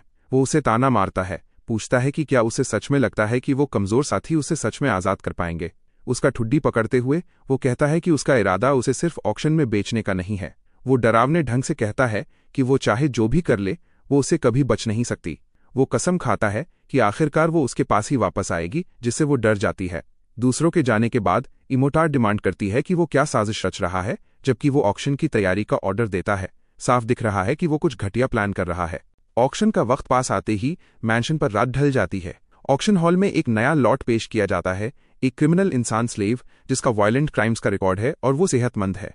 मारिन और डालिया बाकी बिडर्स के बीच बैठे होते हैं जब ऑक्शनियर उस आदमी की बोली 4 गोल्ड से शुरू करता है। मारिन समझाता है कि उसने पता लगाया है कि बीस्टमैन स्लेव्स आमतौर पर 8 से 9 गोल्ड में बिकते हैं, इसलिए उसे और डालिया को यकीन है कि उनके कंबाइंड फंड्स थोड़ी ज्यादा प्राइस भी कवर कर लेंगे। वो करंट स्लेव की सेल होते हुए देखते हैं। इमोटार की बारी का इंतजार करते हुए ऑक्शनियर अनाउंस करता है कि अगला आइटम एक दूसरी रेस का है, जिससे मारिन का ध्यान वहां जाता है। इमोटार को स्टेज पर लाया जाता है, जिसे फ्रंटियर कोलेशियम की एक वुल्फ बीस्ट वुमन हीरो और हीलिंग मैजिक में काबिल प्रीस्ट बताया जाता है। वो जंजीरों में खड़ी है, भीड़ की तरफ बड़े पक्के इरादे से घूरती है। वो गुस्से में सोचती है कि उसके मास्टर ने पक्का कोई घटिया तरीका यूज किया होगा ये सब अरेंज करने के लिए, और उसे डालिया को वार्न करने की जरूरत है। ऑक्शनियर बिडर्स को लुभाने के लिए उसकी बेहतरीन बीस्टमैन बनावट और जवानी पर जोर देता है। उसका पुराना मास्टर बालकनी से बड़े मजे में ये देख रहा है। वो खुश है कि आखिरकार वो स्टेज पर है। सीट से डालिया परेशान होता है कि उन्होंने पहले ही बहुत पैसे खर्च कर दिए हैं और उनके बचे हुए फंड्स कम हैं। मास्टर मजाक उड़ाता है कि एडवेंचर्स बेवकूफ हैं जो सोचते हैं कि वो इमोटार को खरीद सकते हैं। हरे कपड़ों वाला एक राइवल बिडर कसम खाता है कि वो उन्हें कामयाब नहीं होने देगा। ऑक्शनियर इमोटार की स्टार्टिंग प्राइस 6 गोल्ड और 30 सिल्वर सेट करता है और बोली शुरू होती है। हरे कपड़ों वाला अमीर आदमी तुरंत अपना पैडल उठाकर बोली लगाता है। ऑक्शनियर उसे बिडर नंबर 57 के रूप में पहचानता है और उसे अपनी प्राइस बोलने को कहता है, जिससे डालिया कोसता है कि उन्होंने पहले मूव कर दिया। हरे कपड़ों वाला आदमी हिम्मत दिखाते हुए 20 गोल्ड ऑफर कर देता है। डालिया के होश उड़ गए। इमोटार भी अपने लिए इतनी बड़ी ओपनिंग बिड सुनकर पूरी तरह हिल गई। वो सोचने लगी कि उसके साथियों के पास इतने पैसे होना नामुमकिन है, और वो घबराकर सुनने लगी जब ऑक्शनियर ने 20 गोल्ड से ऊपर की बोली मांगी। डालिया पैनिक हो गया और विरोध करने लगा कि बीस्टमैन तो आमतौर पर सिर्फ 8 से 9 गोल्ड के मिलते हैं और प्राइस को सीधा 10 गोल्ड बढ़ा देना सरासर नाइंसाफी है। तभी मारिन ने बड़े सुकून से अपना पैडल नंबर 21 उठाया और बिडिंग में एंटर कर गया। ऑक्शनियर ने उससे उसकी मैक्सिमम बोली पूछी और याद दिलाया कि हाउस लिमिट्स के मुताबिक इंसानों के लिए 30 गोल्ड और बाकी रेसेस के लिए 50 गोल्ड की हद है। मारिन ने जवाब दिया कि उसकी बोली 50 गोल्ड है, जिसे सुनकर हॉल में मौजूद डालिया दंग रह गया। डालिया चिल्लाया कि उसके पास तो सिर्फ 10 गोल्ड बचे थे, पर मारिन ने साफ किया कि उसने कभी नहीं कहा था कि उसके पास बस उतने ही पैसे हैं। मास्टर ने गुस्से में चिल्लाकर कहा कि उसे शुरू से ही उस नकली मालिक पर भरोसा नहीं था जिसने वो रेयर ईयररिंग्स बेचे थे। ये रियलाइज करके कि उसकी चाल उल्टी पड़ गई है, ऑक्शनियर ने घबराते हुए कंफर्म किया कि क्या मारिन ने सच में 50 गोल्ड कहा है, जो नॉन ह्यूमंस के लिए अलाउड मैक्सिमम लिमिट है। देखने वाले लोग फुसफुसाने लगे कि ये एडवेंचर्स देखने में इतने अमीर नहीं लगते कि इतनी बड़ी रकम दे सकें, और उन्हें शक हुआ कि ये लोग शायद पेमेंट में देरी करने का प्लान बना रहे हैं। ऑक्शनियर ने सबको याद दिलाया कि बोली उतनी ही होनी चाहिए जितनी तुरंत दी जा सके, और बिडर से कहा कि उतना ही ऑफर करें जितना वो सच में अफोर्ड कर सकते हैं। एल्फ डालिया हैरान रह गया जब मारिन अचानक वहां से चलने लगा और उसने पूछा कि वो कहाँ जा रहा है। मारिन बड़े गर्व से ऑक्शन स्टेज की तरफ बढ़ा, जबकि कोई परेशानी में चिल्ला रहा था कि वो ऊपर नहीं आ सकता। बीस्टकिन लड़की ने उस आर्मर्ड आदमी को अपनी तरफ आते देखा और हिचकिचाते हुए उसे मारिन कहकर पुकारा। उसे यकीन नहीं हो रहा था और वो सोचने लगी कि आखिरकार वो क्या प्लान कर रहा है। मारिन ने फिल्मी अंदाज में अपना हाथ उठाया और सोने के सिक्कों की एक चमकती हुई बारिश कर दी। उसने बड़े आराम से पूछा कि क्या उसकी दी हुई ये बड़ी रकम काफी है। वो लालची ऑक्शनियर हैरान रह गया कि एक लो रैंक एडवेंचरर एक स्लेव के लिए 50 गोल्ड कैसे दे सकता है। सिक्कों के ढेर के सामने घुटनों के बल बैठी बीस्टकिन लड़की को एहसास हुआ कि वो अभी अभी एक बहुत बड़ी कीमत पर बेची गई है। जैसे ही ऑक्शनियर ने सेल कन्फर्म की, उसने सुकून और हैरानी भरी नजरों से ऊपर देखा। शहर में रात ढल गई क्योंकि इन घटनाओं ने सबको बेचैन कर दिया था। 2 छोटे बीस्टमैन भाई बहन खुशी खुशी अपनी बड़ी बहन की तरफ भागे और उसे पुकारने लगे। उसने उन्हें कसकर गले लगा लिया, खुश होते हुए कि वो सही सलामत हैं, और उनसे कहा कि अब वो आखिरकार आज़ाद लोग हैं। बाद में डालिया ने गुस्से में मारिन से पूछा कि उसने कभी क्यों नहीं बताया कि उसके पास इतने पैसे हैं, और उसने जवाब दिया कि किसी ने पूछा ही नहीं। डालिया ने माना कि वो खुश है कि सब सही रहा, जबकि बीस्टकिन लड़की खुशी खुशी अपने भाइयों को प्यार करने लगी। मारिन ने बड़े तमीज से उसे बात करने के लिए पुकारा। उसने शर्माते हुए मारिन का शुक्रिया अदा किया और कहा कि उसने उसकी और उसके भाइयों की जान बचाई है और उसे समझ नहीं आ रहा कि वो ये एहसान कैसे चुकाएगी। छोटे भाई बहनों ने हवा सूंघी क्योंकि एक लाजवाब खुशबू उन तक पहुंच रही थी। वो एक्साइटमेंट में चिल्लाए कि उन्हें मीट की महक आ रही है, और मारिन ने ऑफर किया कि अगर उन्हें भूख लगी है तो वो सबको खाने ले जाएगा। बीस्टकिन लड़की परेशान थी कि मारिन का कर्ज कैसे उतारे, तो उसने डालिया से पूछा कि उन्हें क्या करना चाहिए। डालिया ने सजेस्ट किया कि मारिन ने उनकी मदद इसलिए की क्योंकि वो उन्हें अपना साथी मानता है और साथ में काम जारी रखना ही एहसान चुकाने के लिए काफी है, जिसे उसने तुरंत मान लिया। उसने नोटिस किया कि मारिन से टेस्टी ऑयली फूड की महक आ रही है और पूछा कि क्या डालिया ने लंच में कुछ अच्छा खाया था। डालिया को अचानक एहसास हुआ कि वो महक किस चीज की होगी और वो पैनिक हो गया। मारिन को फ्राइड फूड सर्व करते देख डालिया चिल्लाया कि वो इसे बच्चों को ना दे। मारिन कंफ्यूज होकर मुड़ा और पूछा कि क्या बात है। उसके हाथ में फ्राइड पीसेस की प्लेट थी। एक बच्चे ने अपना मुंह पूरा खोला और मारिन ने उसे फ्राइड पीस का एक निवाला खिलाया। भाई बहन खुशी से झूम उठे और कहा कि ये फ्राइड फूड उनकी जिंदगी की सबसे टेस्टी चीज है। डालिया भड़क गया और जानना चाहा कि मारिन बच्चों को क्या खिला रहा है। हालांकि बीस्टकिन लड़की पहले थोड़ा उलझी हुई थी, पर उसने पहचान लिया कि ये फ्राइड चिकन है और पूरे कॉन्फिडेंस से कहा कि बीस्टकिन बच्चों के लिए इतना चलता है क्योंकि उनका डाइजेशन स्ट्रांग होता है। उसने आगे जोड़ा कि वो लोग बढ़ते बच्चे हैं तो वो लोहे या मॉन्स्टर के अलावा कुछ भी खा सकते हैं। शक होने पर उसने अचानक मारिन से पूछा कि उसने असलियत में कौन सा मीट यूज किया है, और उसने जवाब दिया कि ये हार्पी है। डर के मारे वो उस पर चिल्लाई कि वो उसके प्यारे भाई बहनों को मॉन्स्टर मीट क्यों दे रहा है। वो उन्हें और खाने से रोकने की कोशिश करने लगी और उस खाने को गंदा बोलने लगी, जबकि बच्चे कह रहे थे कि ये बहुत टेस्टी है।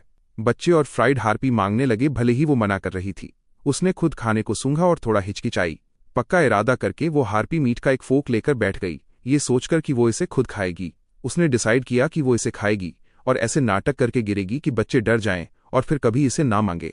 एक घिनौने मॉन्स्टर को खाने की नफरत से लड़ते हुए उसने खुद को संभाला और कहा कि वो अपने भाई बहनों के लिए ये बर्दाश्त कर लेगी। वो मीट को अपने मुंह तक ले गई, ये सोचकर कि चाहे स्वाद कैसा भी हो, वो ऐसे दिखाएगी जैसे उसे जहर दे दिया गया हो। जैसे ही उसने निवाला लिया, हैरानी से उसकी आंखें फटी रह गईं। वो थरथराने लगी, जिससे डालिया को चिंता हुई कि कहीं उसे भी मारिन की तरह जहर तो नहीं चढ़ गया। डालिया ने घबराकर पूछा कि क्या सच में उसे जहर चढ़ गया है, पर उसके पास कोई शब्द नहीं थे। स्वाद से दंग रहकर उसने चिल्लाकर बताया कि ये कितना लाजवाब और टेस्टी है, और मुश्किल से खुद को उनके साथ शेयर करने से रोका, जबकि बच्चे जिद करते रहे कि उन्हें भी मिलना चाहिए। वो खाती रही और हैरान होती रही कि ये उसकी जिंदगी का सबसे नरम और बढ़िया मीट है, और उसे यकीन नहीं हो रहा था कि ये हार्पी है। मारिन ने चुपचाप पूछा कि क्या ये टेस्टी है, जिससे वो थोड़ा घबरा गई। शर्मिंदा होकर उसने जोर से झूठ बोला कि ये टेस्टी नहीं है, पर साथ ही डालिया पर गुस्सा निकालने की कसम खाई कि उसने उसे हार्पी खिलाई। डालिया को कुछ याद आया और उसने मारिन को पुकारा। फिर उसने डिमांड की कि जब तक मारिन वो 70 गोल्ड वापस नहीं करता जो उसने डालिया ने डिमांड की, क्योंकि उसने मारिन की इतनी मदद की है तो अब मारिन को अपनी हर रिक्वेस्ट रिवॉर्ड का 90% उसे देना होगा, जिसे सुनकर मारिन शॉक हो गया। डालिया भड़क गया और मारिन पर दिलहीन होने का इल्जाम लगाया, ये कहते हुए कि वो उसे भूखा मारना चाहता है। जब मारिन ने रुखे ढंग से कहा कि अगर इतनी सी बात से वो मर जाएगा तो उसे मर ही जाना चाहिए, तब मामला शांत हुआ। फिर डालिया ने मारिन से वो स्पेशल रिवॉर्ड देने को कहा जिसका उसने वादा किया था। उस रात वो दोनों जंगल की तरफ निकले ताकि डालिया वो रिवॉर्ड रिचुअल पूरा कर सके। डालिया ने समझाया कि गांव में बहुत भीड़ है और वहां स्पिरिट्स आना पसंद नहीं करती, और उसने पूछा कि मारिन को कैसे लगता है कि वो एट्रीब्यूट ब्लेसिंग दे पाएगा। डालिया ने उसे अपने ग्लव्स निकालने को कहा ताकि थोड़ी स्किन दिखे, और फिर समझाने लगा कि स्पिरिट्स की ब्लेसिंग्स कैसे काम करती हैं। मारिन ने अपना हाथ नंगा किया और डालिया ने बताया कि जो एल्व्स जंगल में पैदा होते हैं वो स्पिरिट की ब्लेसिंग के साथ ही जन्म लेते हैं। उसने आगे बताया कि ऐसे बच्चों को जन्म के वक्त ही एक स्पिरिट से इनेट एट्रीब्यूट पावर मिलती है जो उनसे जुड़ जाती है।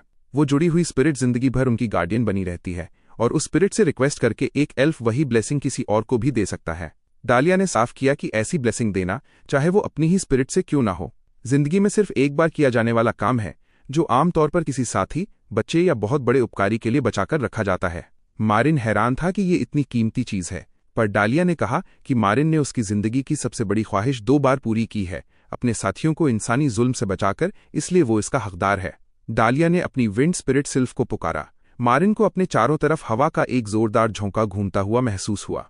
उसने देखा कि हवा उसके नंगे हाथ के चारों तरफ चक्कर काट रही है और वो सोचने लगा कि क्या ये अदृश्य ताकत ही स्पिरिट की पावर है। डालिया ने बताया कि कैसे पुराने वक्त में इंसान एल्व्स को सिर्फ खूबसूरती के लिए नहीं बल्कि इस ब्लेसिंग को चुराने के लिए भी किडनैप करते थे और कैसे एल्व्स ने बेइज्जती सहने के बावजूद विरोध किया। उसने कहा कि स्लेवरी खत्म होने के बाद भी कई आज़ाद हुए एल्व्स ने अपने ट्रॉमा की वजह से सुसाइड कर लिया था। जैसे ही डालिया के हाथों में हरी रोशनी जमा हुई, उसने कहा कि एल्व्स वो बातें भूले नहीं हैं। जो लोग घर वापस लौटे उन्हें भी यादों ने इतना सताया कि उन्होंने मौत चुन ली।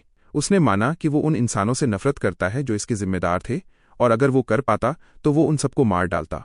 बात करते करते डालिया ने और ज्यादा स्पिरिट पावर इकट्ठी की। उसके हाथों से विंड स्पिरिट की एनर्जी एक चमकती हुई धारा की तरह बहने लगी। ब्लेसिंग ट्रांसफर होते ही मारिन उस तेज हवा की लपेट में आ गया। एक सिस्टम नोटिस आया जिसमें लिखा था कि मारिन ने सिल्फ के जरिए विंड एट्रीब्यूट पा लिया है जो उसकी पहले से मौजूद फायर ताकत में जुड़ गया, जिसे देखकर वो हैरान रह गया। डालिया ने वार्न किया कि भले ही उसने मारिन की मदद की है पर वो अभी भी इंसानों को घटिया और स्वार्थी समझता है। उसने जोर देकर कहा कि एक ब्लेसिंग देने का मतलब ये नहीं है कि उसने मारिन को इंसान होने के लिए माफ कर दिया है। अगली सुबह हेक्सम गिल्ड में उनके एडवेंचर्स का एक नया चैप्टर शुरू हुआ। अंदर डालिया और बीस्टकिन लड़की ने खुशी खुशी मारिन को अपने पास बुलाया। डालिया ने बताया कि उन्हें आखिरकार बच्चों के लिए एक और बीस्टकिन बेबीसिटर मिल गई है, तो अब पार्टी फिर से रिक्वेस्ट्स पर जा सकती है। लड़की ने एक्साइटमेंट में अनाउंस किया कि आज़ाद सिटीजन के रूप में ये उसका पहला दिन है और वो काफी मोटिवेटेड है। उसने बड़े गर्व से क्रिस्टल केव के एक मॉन्स्टर मैड डोरोथी की रिक्वेस्ट दिखाई। डालिया इस चॉइस से थोड़ा डर गया, पर उसने जिद की कि उनकी सी रैंक पार्टी के लिए ये सेफ है। मारिन को याद आया कि मैड डोर एक कीचड़ जैसा मॉन्स्टर होता है और वो क्यूरियस होकर सोचने लगा कि क्या ये खाने लायक होगा। डालिया को शक हुआ कि मारिन उस कीचड़ वाले मॉन्स्टर को खाने की सोच रहा है, जबकि लड़की कैरेज तैयार करने में लग गई। शहर से गुजरते वक्त डालिया ने पूछा कि क्या उसने क्रिस्टल केव के बाकी मॉन्स्टर्स पर रिसर्च की है और उसने कहा कि वो कैरेज में समझा देगी। वो इस रिक्वेस्ट के बाद अपने भाई बहनों के लिए एक सही घर ढूंढने का भी प्लान कर रही थी, क्योंकि वो नहीं चाहती कि वो लोग हमेशा किसी इन में रहें। जब वो गाड़ी लेने पहुंचे तो उन्हें वहां एक बहुत ही शानदार और लग्जूरियस कैरेज इंतजार करती हुई मिली। डालिया ने कमेंट किया कि ऐसी गाड़ी बहुत महंगी होगी और लड़की ने साफ कहा कि उसने ऐसा कुछ ऑर्डर नहीं किया था। तभी हथियारबंद गार्ड्स ने उन्हें घेर लिया और एक गार्ड ने डालिया से बात की, जिससे शक और बढ़ गया। एक जाना पहचाना मर्चेंट गाड़ी से बाहर निकलता है और कहता है कि वो खुश है कि वो सही वक्त पर पहुंच गया। उसकी आवाज सुनते ही बीस्टकिन लड़की थरथराने लगी। उसने अपने पुराने मास्टर को पहचान लिया था। उस जालिम मर्चेंट ने अपनी पहचान बताई और उसने उसे अपना पुराना मास्टर पुकारा। मारिन ने रुखे ढंग से पूछा कि वो यहाँ क्यों आया है जब स्लेव्स की डील पहले ही खत्म हो चुकी है। मर्चेंट ने क्लेम किया कि उसे बेचने के बाद उसे एहसास हुआ कि वो उसे कितना मिस कर रहा है और अब वो उसकी वैल्यू समझता है। उसने कहा कि वो एक नया ऑफर लाया है ताकि वो रीनेगोशिएट करके उस स्लेव को वापस ले सके। मारिन इस घटिया सजेशन को सुनकर मन ही मन दंग रह गया। डालिया ने गुस्से में रीनेगोशिएशन के आइडिया को रिजेक्ट कर दिया और कहा कि सब कुछ सेटल होने के बाद ये एक घटिया काम है। मर्चेंट ने डालिया को इग्नोर किया और उस लड़की से ऐसे बात की जैसे वो अभी भी उसकी प्रॉपर्टी हो। जब वो उस पर गुर्राई तो उसने वार्निंग दी कि उसके 2 बॉडीगार्ड्स लेवल 80 या उससे ऊपर के हैं, जिसका मतलब था कि अगर उन्हें गुस्सा दिलाया तो वो पार्टी को कुचल देंगे। मारिन से फॉर्मली बात की गई, जिससे वो मर्चेंट की बात सुनने पर मजबूर हुआ। मर्चेंट ने लड़की को वापस खरीदने के लिए 100 गोल्ड का ऑफर दिया, पर मारिन ने तुरंत मना कर दिया। मर्चेंट शॉक हो गया कि उसके पैसों को इतनी आसानी से ठुकरा दिया गया। उसने घमंड में पूछा कि क्या प्राइस कम है, ये कहते हुए कि वो स्लेव इससे ज्यादा की लायक नहीं है, जिससे डालिया का खून खौल उठा। जब मर्चेंट ने अपना ऑफर 150 और फिर 160 गोल्ड तक बढ़ाया, तब भी मारिन मना करता रहा। बीस्टकिन लड़की ने हिम्मत दिखाते हुए चिल्लाया कि मारिन उसे 100 मिलियन गोल्ड में भी नहीं बेचेगा। गुर्राते हुए मर्चेंट ने पूछा कि क्या उन्हें अंदाजा है कि एक